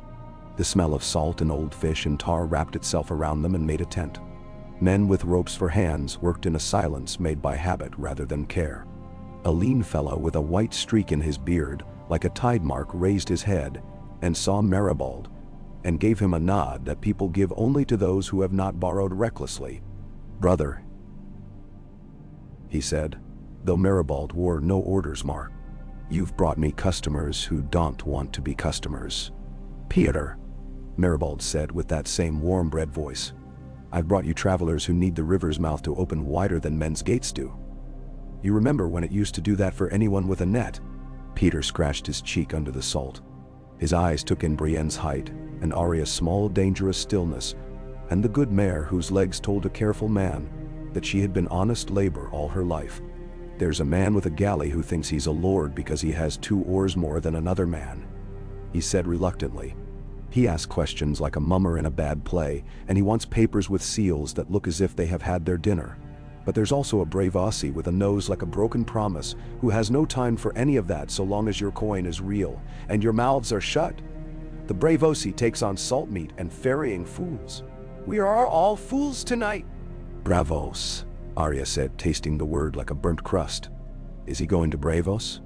He goes to Gulltown and then to Bravos when the wind goes that way and the Titan winks, Peter said, uninterested in the poetry of it. He takes whatever pays him to the first place, and whatever frightens him to the second. He cocked his head. You want White Harbor rather than the Titan's ugly face if I read you rightly. North is war and winter both, but the harbor still buys what it can and sells what it must. If a man went there this last week, he left yesterday. Men are not patient when they are running away from hope. No. Brienne felt the small slip a heart makes when a plan must turn itself into another shape. Gulltown, she said. The word tasted of other people's lords. If the Vale will not open its door, the sea may put us at its back regardless. From there a smaller boat to the Fingers or a borrowed road. The Vale, Peter said, half a laugh and half a spit. No fish bites in those waters, unless it has leave from a lady to do so. But a gull will shit on any lord equally. Go speak to the Bravosi. His ship's the truer luck. He's luckier than the last one, which is all a ship needs to be if it wants to live a year. Bando. Maribald gave Peter a little nod that was more like a blessing than any sign Brienne had seen a septon make for coin. We'll go softly, he promised. He turned to Brienne and Arya. I will not walk the quay past the third bollard because a man made an oath once to drown himself there if he couldn't break his habit of drinking, and I prefer not to test his oaths. I'll meet you where the piles are short and the gulls kinder. Brienne knew a kind dismissal when she heard it and was grateful for it. She took the mare's rein over her arm and let Arya walk a half step ahead because it pleased the girl to pretend she led, and because it pleased Brienne to let her. The truer luck rode easy beyond the outer walk, a broad-hipped cog with a high waist. Its deck lanterns shaded to make more sense than display. A rope ladder came down at a shout, and a man with a cap like a felt mushroom watched them from the rail with lackluster interest, the sort that means seeing more than he shows. When Brienne stood before him, he had a bow already prepared that insulted nobody and did not pretend familiarity. Master, she said, though he was no more master than any man, and less than some. We have coin and no seals. We have need to reach Gulltown with no names. We are mother and daughter, she added, gazing past him at the tar and the dull shine of iron bolts in the plank seams, letting the lie make itself a small habit. A mother with a sword, the man said, in the accent of Bravos that turns the world into water as it speaks. I have seen stranger families. The sea is full of cousins. The coin must be heavy enough for my doubts to drown. The doubts are good swimmers. Nen, we will buy you deafness, Brienne said, and a blind eye to the shore. And am I to be dumb as well? He asked mildly. Very dear, that is. The harbor masters between here and where you dream give a man a harp to play if he has too many passengers whose mothers do not sing. The tune is a flogging. The harp strings cut the back. A man needs to stand. He leaned on the rail and regarded Arya with a speculation that was not unkind and not safe. The girl is fierce as a mouse with a pin. I have 3 sons. I do not desire a 4th. You won't get one, Arya said flat. He laughed then, a short bark that acknowledged a position well held. 3 silvers for the pair, he said. Another for the horse. 1 more for the friend who must be forgotten. If I do not remember him, I do not have to tell anyone later that I saw his face, and that sort of ignorance is expensive. Brienne had the coins, but not the appetite for having less. She counted them out methodically, as if she had all the time that war had forgotten to take. The Bravos's mate, a youth whose skin had the brown of a walnut and whose smile had the suddenness of a fish, took the mare with a competence Brienne approved. I'll see she drinks brackish rather than salt, he promised. We have a barrel half-turned to that business and a hand who knows to keep the lashings tight. He did not meet her eye when he said it, which told Brienne that he meant it. A gangplank was a thin bridge between 2 kinds of trouble. Arya went up first without looking down at the gaps between slats, because she had done more dangerous things without complaining, and did not want to waste bravery on wood. Brienne followed with the sense that the world would be happy to tilt for a woman with a sword on her back and make a lesson of it. The deck had that honest give underfoot that wood has when it has remembered that it once was tree. The brails rattled a little in a wind that had learned to lie. Up close, the ship smelled of pitch and onions and rope and the sour of men who sleep where they work. It smelled like a plan that might actually work. Brienne's body, out of turn, let go of an ache in her shoulder that it had been holding as if to keep the arm from coming loose. They were given a space below that had room enough to sit without banging the knees too often, and not much else. Arya looked around once and then leaned back against the bulkhead with a secretive pleasure that had something to do with the fact that their feet were, for the moment, not working. Boats make even the hunted be still. Above, the ship talked to itself the way ships do, complaining and praising by turns in the small language of wood and line. Somewhere a man coughed the cough of someone who had forgotten how not to. Somewhere else, a laugh was smothered before it could start trouble. When the truer luck hove to and made her slow way out past the last stake with a gull on it, and the last sandbar pretending to be land, Brienne went to the stern and watched salt pans turn itself into the sort of memory she trusted better than thoughts. A picture on water. The town was homely and poor and bent. Smoke made its one good dress seem grubby. She watched until watching became foolish. Arya came and stood by her. The two of them braced shoulder to shoulder, not because the deck demanded it. Not yet, but because the habit of bracing had become a kind of rest. "I could swim," Arya said in that same practical tone, as if adding to their list of options. "Not far. Not to anywhere that matters. But I could swim. When I was small, I fell into the pond at Winterfell, and Jon pulled me out by the back of my cloak and laughed, and said I was a trout." Sansa screamed. I screamed back, and then I laughed. That was before all my laughter got stolen. I remember that one though. "And now, we will steal some back," Brienne said, without the slightest idea how. The ship leaned into the low chop like a woman putting her shoulder to a bulky door. The sail filled and wrinkled, and then smooth. The coast began to slip past like a lie being confided to someone else. The moon came up not as a sickle now, but as a white coin, indifferent to who owned it. Night at sea, a little way from land, has a taste that Brienne had only known before on Tarth. Something like iron, and something like the rind of a fresh-cut lemon. She had not thought to taste it again. Least of all with a stark girl at her side. A man sang forward in a language whose vowels seemed to be working together against the consonants. He stopped when someone shushed him and then began again under his breath. The mate who had taken the mare came to tell Brienne she had eaten hay, as if it were a lover she had thought lost. Slowly with reverence, and drunk what she should. The kindness of that news bent someplace inside Brienne that had been stiff all day. At dawn the coast was a line of low hills, and then taller ones. The mountains of the Vale shouldering in from the south, their faces gray and secretive. Gulltown lay tucked under them like a coin halfway under a table. Its harbor showed a scatter of masts finer than salt pans could dream. And the town itself had the thin, proud look of people who knew they had been ignored by wars, and now thought well of themselves for that. The truer luck made her bows and courtesies to the outer roadstead, and came in slow flags neat, demeanor modest. Brienne stood again at the stern with Arya, and watched gulls, that had never heard a song that was not about guts and wind. "Do we want to go where men count other men's stories for them?" Arya asked, eye flicking from quay to tower to the far line where the road up to the Bloody Gate would go. "Switchbacking into clouds. I don't like other people counting for me." "We will not ask them to count," Brienne said. "We will ask them to look away at the right time. For that, you needed coin and a sense of how much fear men kept behind their teeth. In a port, there are always men who can be persuaded to be blind for a minute. Braavos had taught the world that.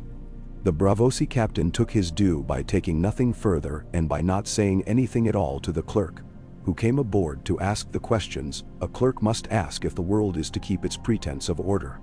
Brienne watched men's mouths form words that meant cargo, ballast, destination, and saw in the space between those words the place where a woman and a girl could pass. They went down the gangplank with the mare between them, one hand each on the reins because each was, in her way, too proud to let the other do all the work. The captain did not wave goodbye. He had already put them to sea in his mind. He had other fools to move. Gultan's quay had the rich tang of tar and the faint perfume of imported spices gone stale in their bags. Men with good belts and worse consciences moved about with intent. Boys carried baskets with the graceless grace of those who will in time be men with good belts. A guard stood at the end of the pier with a halberd and a beard that had been trimmed against a ruler. "Business?" he asked, and Brienne said, "Cheese." Because it had worked once and because men had built a world in which women saying cheese were not thought to be lying about anything important. The guard looked them over and looked elsewhere. He had a face that promised to notice if the world burned, but not if its edges smoldered. They did not make for the great gate. They did not try the road up. Brienne read Arya's mind in the way the girl's shoulders went and did not say aloud what both of them knew. If they climbed to the bloody gate and found it barred, they would be stones for every hand that wanted a throwing. Better to slide along the flank and find a fisherman whose debts had taught him to look only at the next tide. There are always fingers and inlets and small coves where a boat can go that a lord's thought cannot. They found a cooper first, because a good barrel is a better map than any ink-drawn thing in a town that lives by ships. The cooper had 4 arms like barrel staves and a wife who had given up counting the number of hoops he broke in a year. He pointed with his chin when Brienne asked for a man careless enough to be useful. "Down by the warren," he said. "There's a woman runs a fish stall who loves everyone's business more than her own. Ask her a question and she'll tell you 3 answers, and not charge for them because she cannot bear to keep them." Benbawani. The fishwoman was where she had been promised. Standing over a table wiped so many times the wood had forgotten what wet was. She wore a scarf like a battle flag, and had eyes that weighed and gave change at the same time. When Brienne asked in careful nothing words about passage to the fingers by a small boat on an evening when the moon would not meddle, the woman laughed until the gulls had to look. "There's a boy," she said, delighted with the idea of him. "He thinks himself a man and is not wrong and not right. He has a boat that leaks less than most and a cousin who fishes too near the wrong rocks. He owes me. His name is Wren. Call him boy, and he will charge you double from pride. Call him captain, and he will forget to take your money." Arya snorted in appreciation. They found Wren where a dozen small boats made an untidy attempt at order around a sour patch of water. He had a neck too long for his shoulders, a sunburned nose, and a way of standing with one foot on the gunwale that told Brienne more than she wanted to know about how much he liked being looked at. When Arya called him "Sir," he blushed and corrected her, and then forgot to say a price until Brienne, out of charity, named one that would not make him hate himself later. He nodded with the solemn gravity of a boy doing a man's sums for the first time, and told them to come at dusk with nothing they couldn't carry themselves if the boat turned sulky. He looked at the mare with worry, and then tried to hide it. "We can put her in a scow and tow," he said bravely. "She'll hate me for a day and forget me forever." "She will hate you for exactly as long as you deserve," Brienne said, and stroked the mare's neck under the mane, where horses keep their tenderness. "But she's a good beast and has already forgiven more than you have done." Between then and dusk they hid themselves in plain sight the way good thieves do. Wandered the market as if they belonged to it. Bought 2 hand pies with fish too bold for the crust meant to tame it. Let themselves be jostled and gave back the proper jostles. Arya watched everything and kept what she watched. Brienne bought a small bolt of coarse linen for no reason that made sense to anyone but a woman who has bound wounds before. She bought a comb for Arya and used it on her that afternoon in a shadowed corner behind a cooper's shed. And Arya bore it with a martyr's patience until Brienne found the snarl that would have wanted to survive even a funeral and cut it out with her knife. They burned that small tangled clot like a witch and felt better for it without saying why. They did not go to the sept, because Brienne did not want to send any names into the air where they could be overheard by a god with a weakness for gossip. They did not go to the gate. They did not go near any man who wore a badge with a falcon or a hand. Once, from the corner of her eye, Brienne saw a man who might have been Lothar Brune by the way he carried his weight and his contempt, and she set her steps away without telling Arya why. The peddlers cried the virtues of knives that could cut the wind and pots that would cook lies into dinners. Women cried down the peddlers with the weary authority of those who had been fooled by better ones. Dusk came as it does at the sea, sudden and unashamed, as if someone had put out the fire under the day. Ren waited with a scow that had seen too many summers and a rope that wanted a better knot. He had patched the seams with pitch that still wept. He had put down clean straw for the mare with a generosity that meant he had stolen it from someone who had more than he did. Brienne thanked him in the old way, palm to heart, and he looked as if she had tipped him with a lord's coin. The mare walked onto the scow with dignity, and only a pause to remind everyone that she was doing them a favor. The scow dipped and recovered and gulped, once like a fish, surprised to find itself breathing air. They pushed off into the gloaming, which turned the water to pewter and the sky to a memory of steel. Ren took the oars with the confidence of a boy who has rowed against tide and brother both. The boat's bow cut a clean small V. The scow whispered as it was pulled. Hay shifting. The mare shifting with it. Head up. Ears rotating like little crowns looking for courtiers. Brienne sat with her knees braced and her hand on the scow's line, feeling each small lie the water told as it tried to tug them places they were not going. Arya had the knife out, idle as a cat where a cat is never idle. The town's lights made a handful of poor stars behind them. Ahead, the headlands of the fingers were only lumps of darker dark against the seam of sky and sea. Why will men not let anyone in? Arya asked after a time when the night had got into their mouths. The Vale shuts its doors. The castles shut theirs. Everyone wants a smaller house. The wolves can't even get into their own skin anymore without someone saying it belongs to a lord. Fear likes walls, Brienne said. And walls like fear. They do business together. Sometimes they are right too. There are things you cannot fight with a sword and can keep out with a door. Nensro. I have a list, Arya said, and the night sharpened around the words. None of them are doors. Good, Brienne said at once, not thinking and only afterward knowing she meant it. I would not have you put a door on your list. They made the little landfall in a cove that didn't know it was called anything, and didn't care to be. The pebbles sighed under the keel. Ren jumped out into water that came up to his thighs and made the kind of manful noise boys make when cold surprises them. He pulled the scow's nose around and brought her in until the mare could step down without thinking she had been asked to cross the narrow sea under her own power. Brienne paid him the other half because a person who pays only at the end invites betrayal, and a person who pays only at the beginning invites laziness. And she was not interested in either. He took the coin with a look that said man, and then ruined it by beaming like a boy. Go, careful on the goat tracks. He told them with a sudden responsibility that sat well on him. They look like they like you until you step on them, and then they remember they hate everyone. There's a hermit in a beehive hut up the slope who'll give you a drink if you don't mind it tasting like a sermon. If men come asking you never saw me, and I never saw you, and if we meet in the market a year from now, we don't know each other's faces. You'll have grown a beard by then, Arya said, merciless. I won't know you anyway.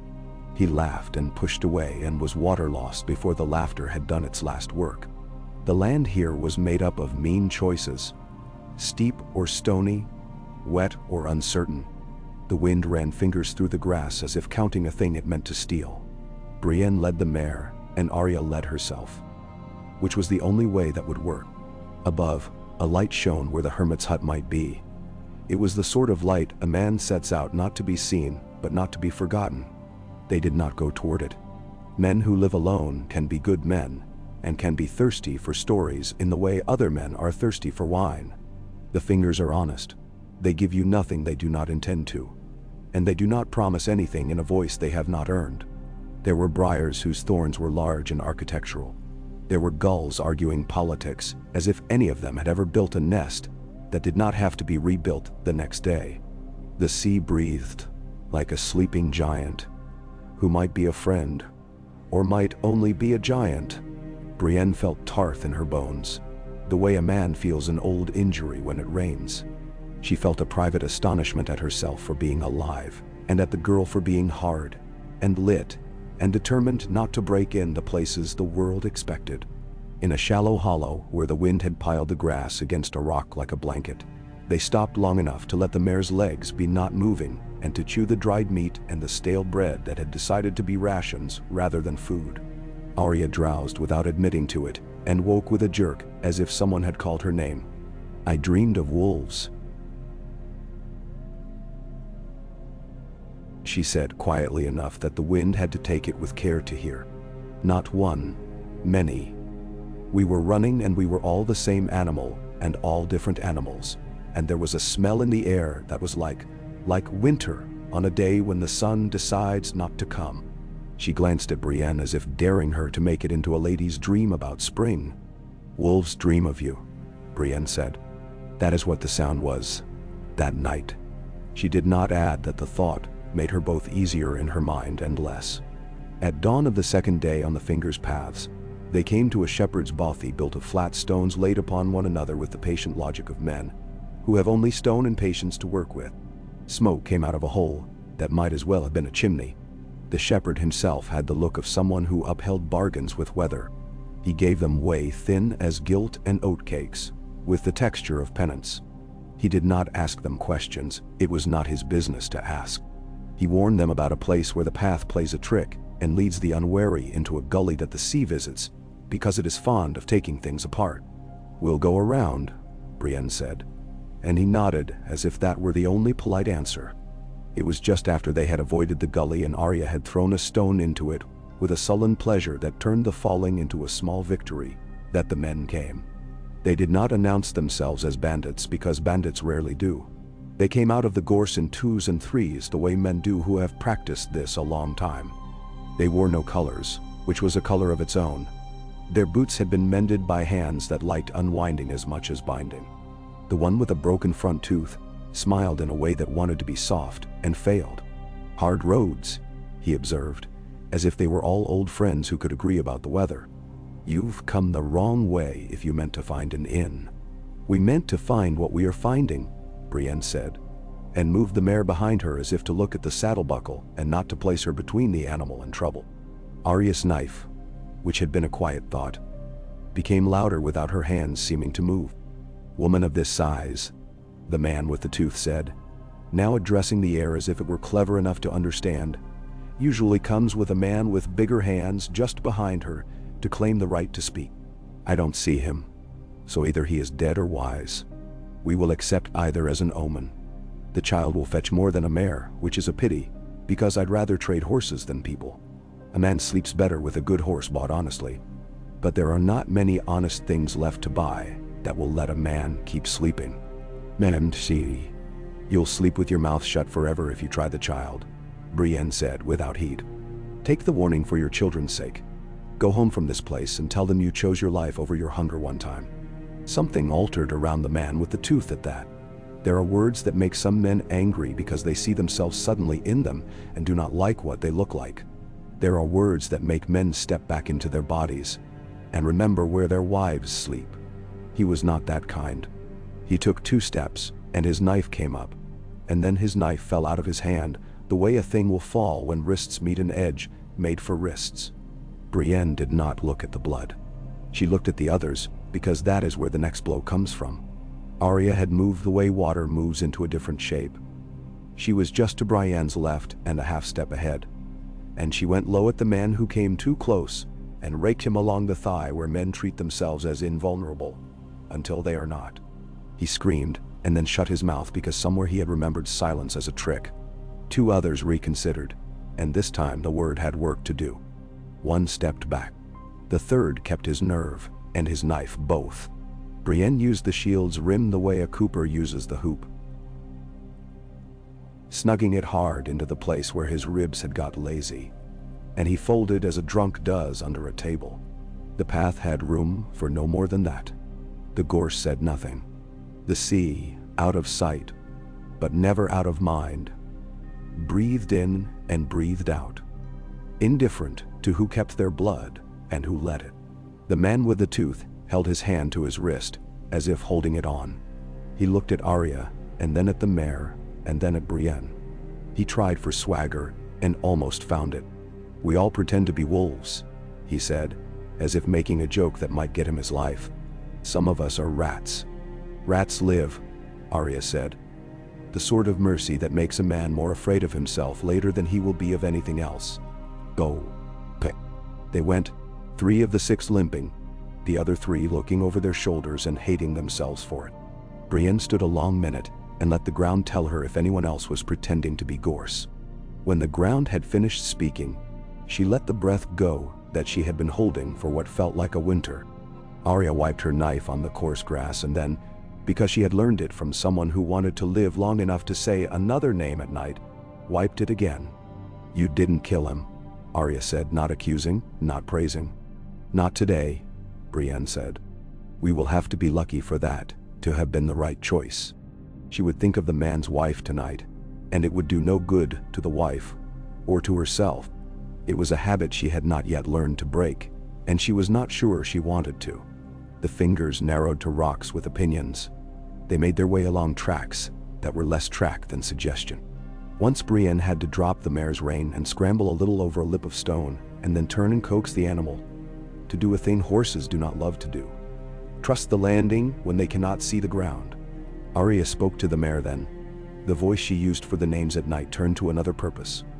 And the mare snorted and came, her hooves clattering, and then finding that the earth had not betrayed her after all.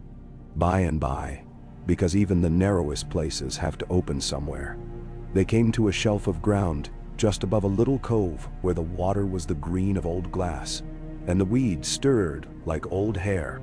A house huddled there, one of those mean places that men build when the sea is both lord and enemy. Its roof had been pressed down by storms until it looked like a man's hand laid over a child's mouth. Smoke rose as if even that tired roof had decided to give something back. In front of the house, mending nets with a patience that had worn itself down to bone, sat a woman whose back had never learned to bend to anything but rope. She looked up without surprise when they came, and then down again because she had no time for being surprised. We need a boat to take us along to a place where the road comes down again, Brienne said, not bothering with prefaces. These were not people who liked words being dressed in lace. You need to be someone else, the woman said, matter of fact. But I'm guessing you've tried that already, and found it doesn't fit. Arya's mouth quirked as if the woman had told a good joke. We don't need your nets, Arya said. We need your son if he has a boat and better sense than to say no. My son is dead, the woman said, still mending. But my nephew is a fool who can find his way from one place to another without losing the boat in between. He'll charge you too much and ask for too little. He's like his uncle that way.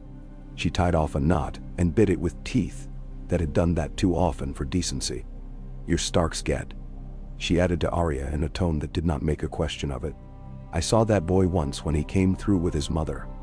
He had a look when he thought no one was looking. The look of a person who has not yet been told he can't. You wear it different, you've been told. You've decided not to listen. Arya blinked. Brienne felt something move under her breastbone like a small sea. Can you be blind to that for a day? Brienne asked.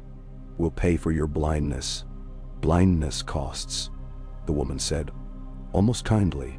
But I'm tired. Tired people don't see well anyway. You can have it for half what it used to be worth.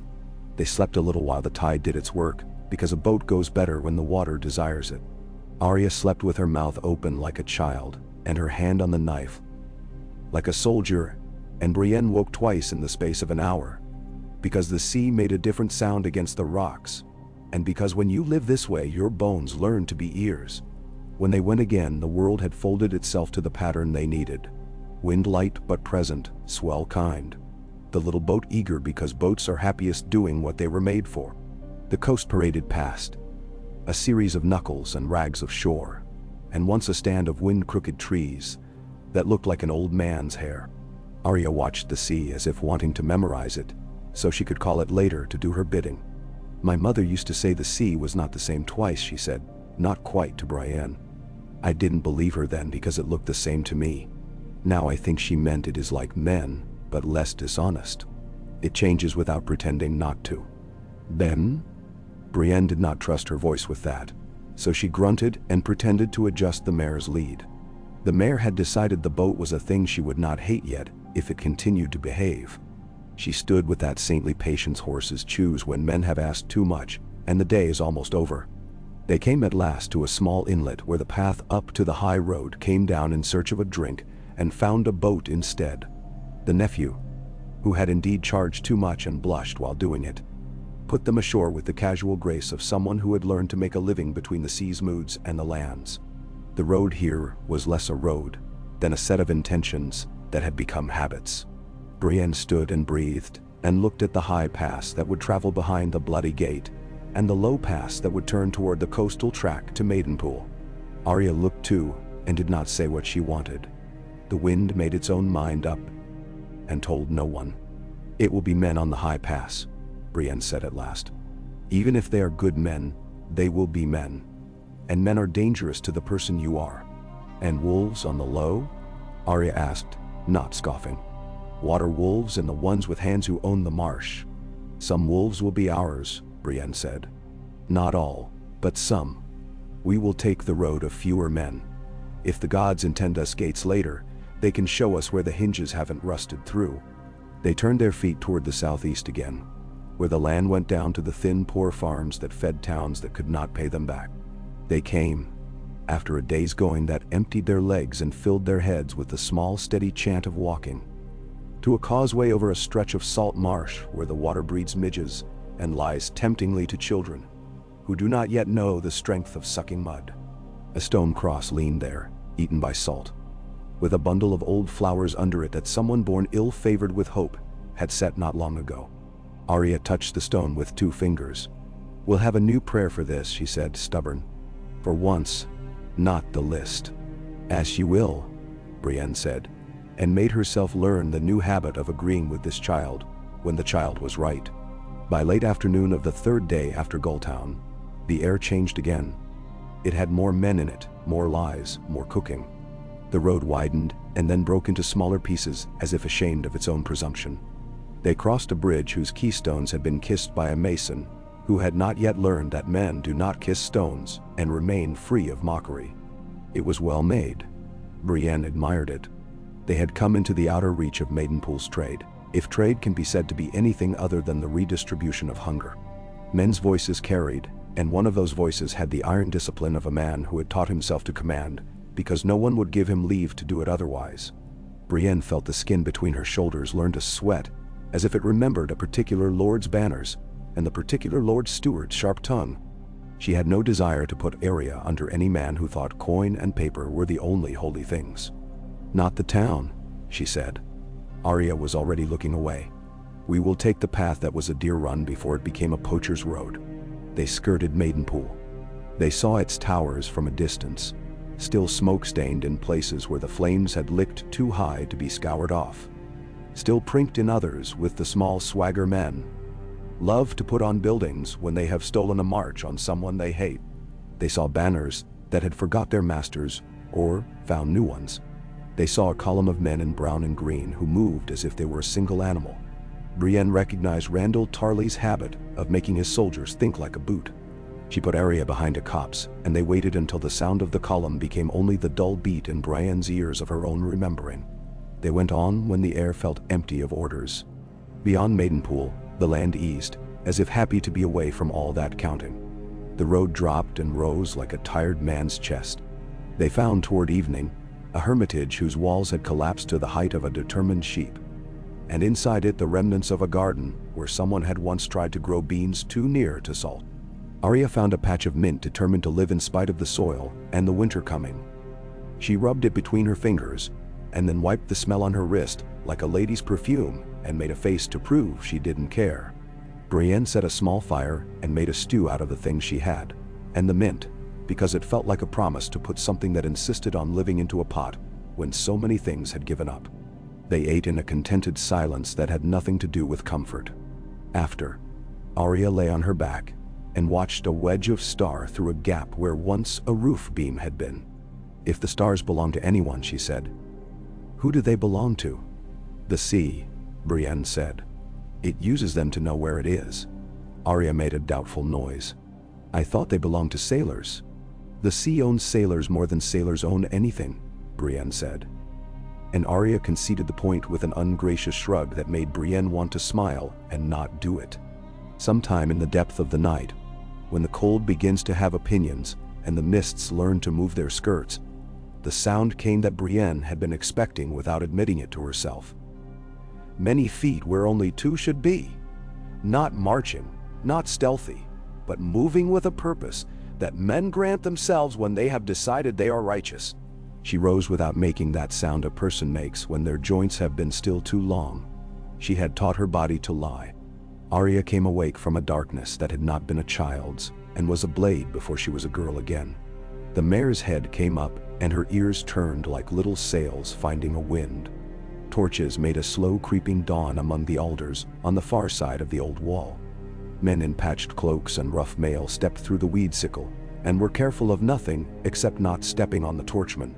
They had faces that had learned to be neither cruel nor kind, but a tired third thing. Their leader wore no helm. He had hair that had gone gray at the temples out of a sense of duty. He carried no banner, and that was a banner of its own. The Brotherhood, Brienne said under her breath, and felt a knot she had not named tighten low in her belly. She had heard more of them than she had wished, since the Trident had learned to say the wrong names in the wrong order. A woman with a voice like a torn cloth. A rope hung for justice where once apples had hung for joy. Names traded for names until there was nothing left of the trade but a heap of skulls and a song no one wanted to sing. The man with the gray-templed hair saw them, and saw in seeing too much, and not enough. He signaled with his palm and the torches went higher. The faces ringed them. Arya took a step closer to Brienne, as if considering which throat to open first. Brienne put her sword out of its piece and into her hand without flaunting it. It's possible to be polite with steel so long as everyone agrees to pretend. It is not impolite. You wear a sword as if you've a right to, the leader said, as if commenting on the weather. His eyes lingered on Brienne's height and on the careful way she held herself in the night. Then they went to Arya, and for a moment the world's breath stopped. The torch nearest them flared, as if in a gust that did not exist. We are travelers, Brienne said evenly. We do no harm we do not have to. No one does harm they have to, a woman behind the leader muttered. And the truth of it made the night's cold bite differently. The leader raised a hand, and the murmuring went to ground. He took one step forward, and then another, stopping at the low wall as if a law had been written there, and he meant to honor it. He studied Arya as if she were a cipher from an old book. One he had seen in a different life and never expected to see again. "What is your name?" he asked. And Arya set her jaw in a way that said what her name was to her was not his business. She was called Arya, Brienne said, and the sound of it moved among the men like a small wind through barley. She has other names now. I carry her to the sea and beyond if I can. Then Dural. If a man can be quiet more deeply than simply not speaking. The gray-templed man did it then. He turned his head slightly, as if listening to an absent door creak, as if waiting for someone who should be standing beside him, and was not. When he looked back, his eyes had the glaze of an old grief that had put on new skin. "We knew a girl called by that name," he said at last. "She was lost in a way that made it easy for men to find blood. Men are fond of finding blood," Arya said. Her voice had gone as low as a cat's. "They make lists of it." "You then," the man said, not quite smiling and not quite not. "You speak as if you have been walking too long with your own shadow." He let out a breath. "I am called Lem by some, though I lost the lemons with the barrel it was in. We hold these roads for the dead, because the living have not paid enough attention to them." The torches spat and shifted. Somewhere a nightjar spoke its odd metal song. "If you hold them for the dead, we will pay our respect and be on our way," Brienne said. "Some dead want more than respect," Lem said softly. "They want names, and they want ropes, and they want to hear the breath stop in the throats that took theirs. There is a..." He groped for a word and found none that would not be a betrayal. "We have a lady," he said, settling for the lie that was almost true. "She remembers." The hair prickled along Brienne's arms under the leather. She had not wanted this rumor to be true. Not here. Not with this girl at her side. Arya looked between their faces, quick and greedy and unwilling to be afraid. "My mother is dead," she said, and it was both a fact and a warning. Lem's eyes closed, as a man's eyes will, when the prayer he has spoken 1,000 times rises without being asked. "If your mother is dead, child," he said, opening them again, "then you may be kinder to her than the living have been. Come," he added, in a tone that did not request and did not threaten. "If she is not the one you think, you can spit on us and leave. And we'll even be glad of the spit, because it means we do not have to do other business tonight." He looked at Brienne. "You, too." His glance fell to the sword. "We know who you are. We know what you tried to be. The world punished you for it. That doesn't mean we are obliged to." "Ben Chao, your punishments are yours," Brienne said, steady. She was very aware of the mare's hot breath on her shoulder and the shape of Arya's footfall. She was very aware that if she refused, they would not simply shrug and go eat oatcakes somewhere else. She was very aware that some roads were always going to bend to the left, no matter how she held the reins. Arya said, hard as flint, "If this is a trick, I'll kill the first man who reaches for me." Lem nodded, as if that were a courtesy. They went, because there are some invitations that are orders in any other clothing. The Brotherhood moved with a quiet, practiced tread that made Brienne think of soldiers and of men who had once been other sorts of men and had learned a new way to set their feet. They led them through a tangle of alder and along a bit of stream that had talked itself into a rut and into a place where a great old tree made a roof of itself. There were lanterns hung there, shaded, and a handful of faces turned up that Brienne had seen once unmasked in a different life when justice was a word that meant something besides hanging. In the center, where the roots made a cradle and their shadows made a veil, sat a figure whose stillness had the quality of weight rather than rest. She wore a hood, and under it, a face that the world had refused to keep whole. The mouth was a cold ruin. The eyes were embers. The throat carried the memory of a rope, with a devotion that made Brienne's stomach crawl. The hands were thin and clever. One of them held the tattered remnant of a banner in the old stark gray. It had been through a river and through a fire and through men's hands. The figure lifted her head at the sound of them, and the head tilted as if the air had a scent it had not had a moment before. "Mother," Arya said, a reflex. The same way a starving person says bread without looking to see if there is any on the table. The figure flinched. The flinch was tiny, like a rabbit's heart beating in a trap's jaw. Lem went to one knee the way men do who have learned to make gestures carry the weight of words unspoken. "Lady," he said in the gentlest tone Brienne had heard from him. And then to Arya, "Go slowly. There is little left that can be rushed without breaking." Brienne had thought herself ready. She was not. Grief is a beast that keeps its teeth young. The figure's gaze moved across her and did not know her, and moved across Arya and knew everything and knew nothing at once. The mouth tried to speak and made a sound like old cloth tearing. The hand with the banner fluttered once, a fish remembering the river. Arya stood like a tree after lightning, stiff, smoking, alive. She did not step forward as a child might. She moved as if into a fight, balanced, ready, unwilling to believe in anything that could be pulled away. The thing that had once been Catelyn Stark made a noise again, and this time there was almost a word in it, a name chewed by death and spit back out. It was not Arya's name. It was another name. Smaller, softer, the one that women use when they nurse. It broke Arya in a place nobody had ever reached with steel. She took one step, and then another, and then stopped with her hand on her own throat, as if to hold the breath in so it would not run to someone else. There was nothing to say. There was everything to say, and no tongue to say it with. Brienne felt the world tilt a fraction. For a moment she could smell apple oil and green leather and the salt of tears that had never been cried. The mare lowered her head and snorted, and nobody flinched, because the living must do something or they go mad. It did not last. Nothing does. The figure in the roots made a gesture that men had learned to obey when she had been a woman with a voice. They obeyed it still. Lem spoke quietly to Arya, and the words made no sense, and all the sense there is. He asked for names, and Arya gave him 3 that did not belong to any man in that circle. He asked for roads, and she gave him 2. He asked for the shape of Brienne's oath, and Brienne, who had not meant to answer, found herself saying it again in a voice that had learned the habit too well for death to break it. "Lady Caitlin." No. The thing that had been Caitlin put out one hand, and it was a terrible hand, and set the tattered banner on Arya's shoulder as if placing a napkin at table. The old gray cloth made a small sound, and for a heartbeat, Brienne saw a hall by a river where a woman had set such cloths for sons and for strangers. Arya's face changed then.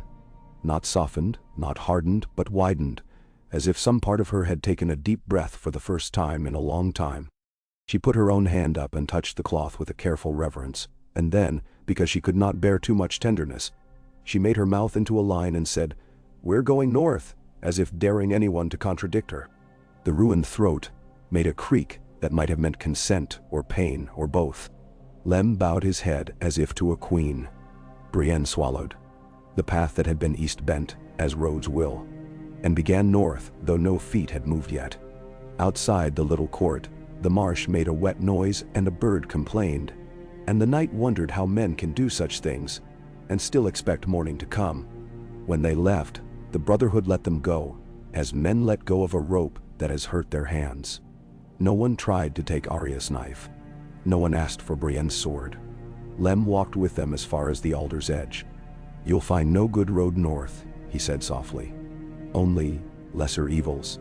The twins are rotten with men who think they've won. The neck is wet and treacherous and honest. The sea will be cruel. But there is a gate under the sky for those who know the reed's trick. If you meet a Crannog man, tell him a limping man in a yellow cloak remembers the day he fell into a bog and was pulled out by someone who laughed at him in a kind way." "Bah." "We will," Brienne said. "You should have killed him," Arya murmured, and Lem laughed without joy. "We have killed so many hymns," he said. "It is a habit. If we teach you that habit too well, you will forget how to put it down when your hands are full of something worth carrying." He looked at Brienne then, and his mouth did a complicated thing. That was gratitude and pity and understanding, and none of those alone. "Take her away," he said simply. "That is the best thing you can steal from this place." They went while the night was still theirs. When the dawn came, it found them walking with their backs to the sea, and their faces to a wind that smelled of pine and mud and far snow. Arya did not speak for a long time. Not the list, not the questions. When she did, her voice had small splinters in it. "She was not my mother." "She was my mother." "Yes," Brienne said, and made no attempt to mend the contradiction.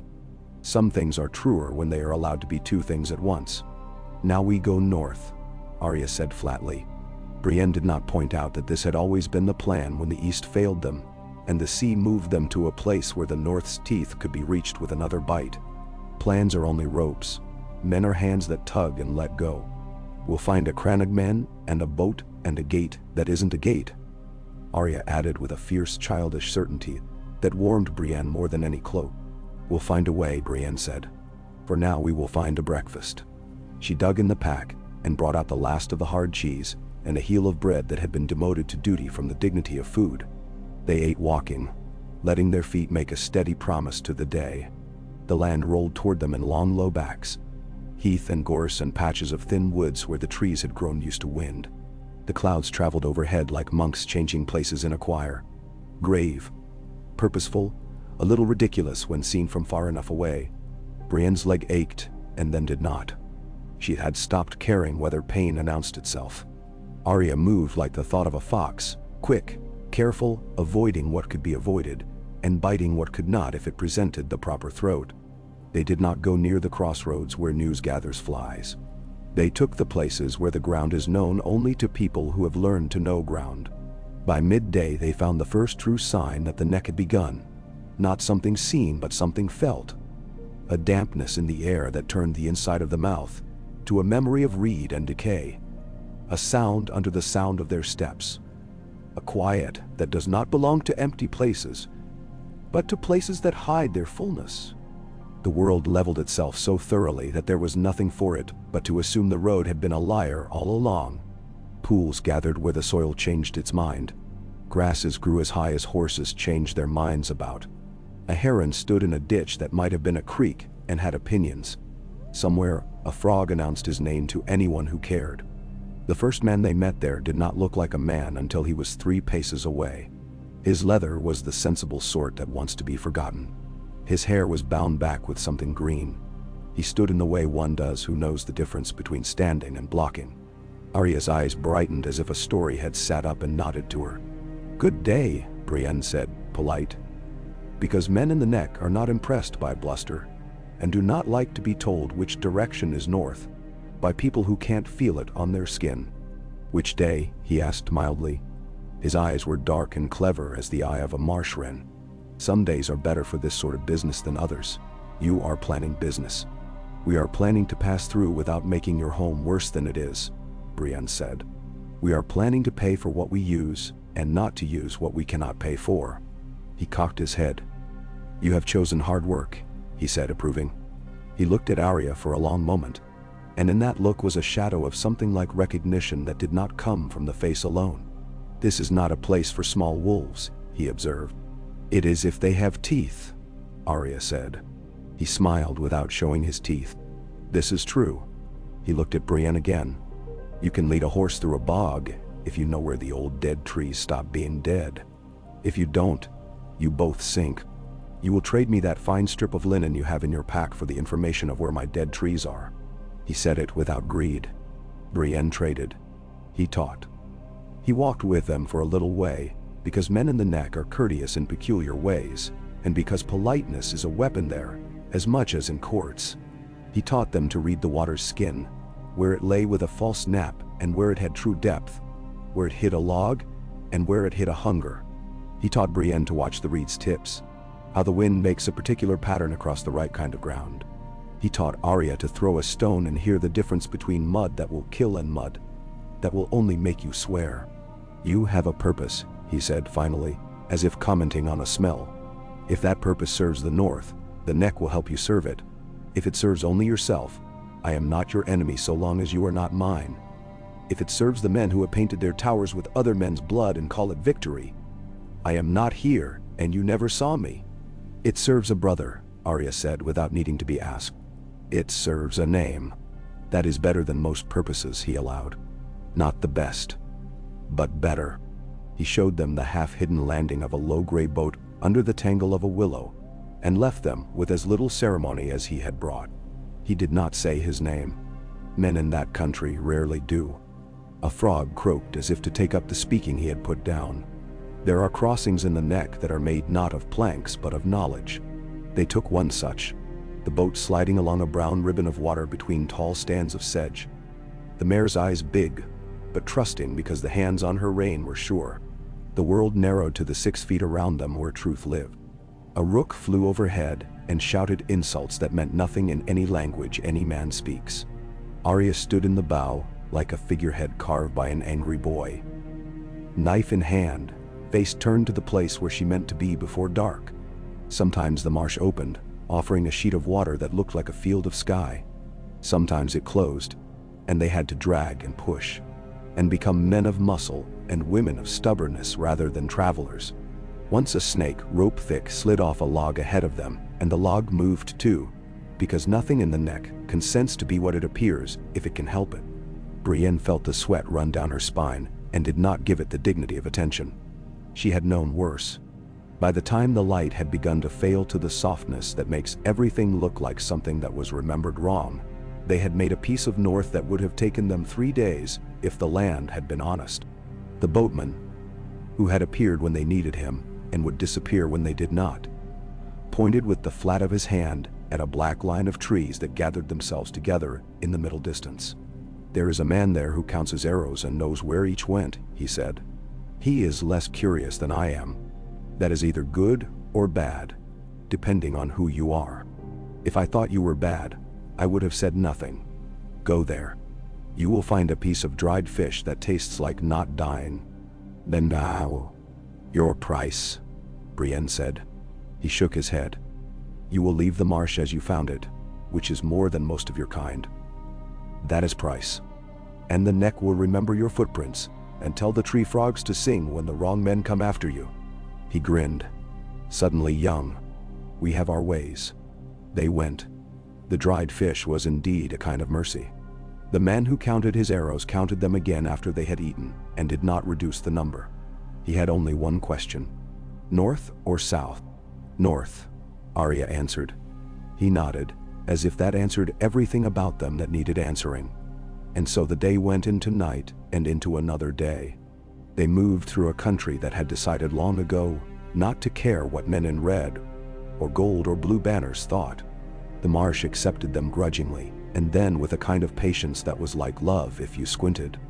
Arya's list at night grew shorter some nights, not because names had been crossed off, but because she did not need as many to put herself to sleep.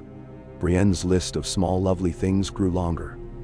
The sound of reed wind that had remembered a lullaby and tried to hum it, the way the mare's ear twitched when a dragonfly landed on it and did not bite.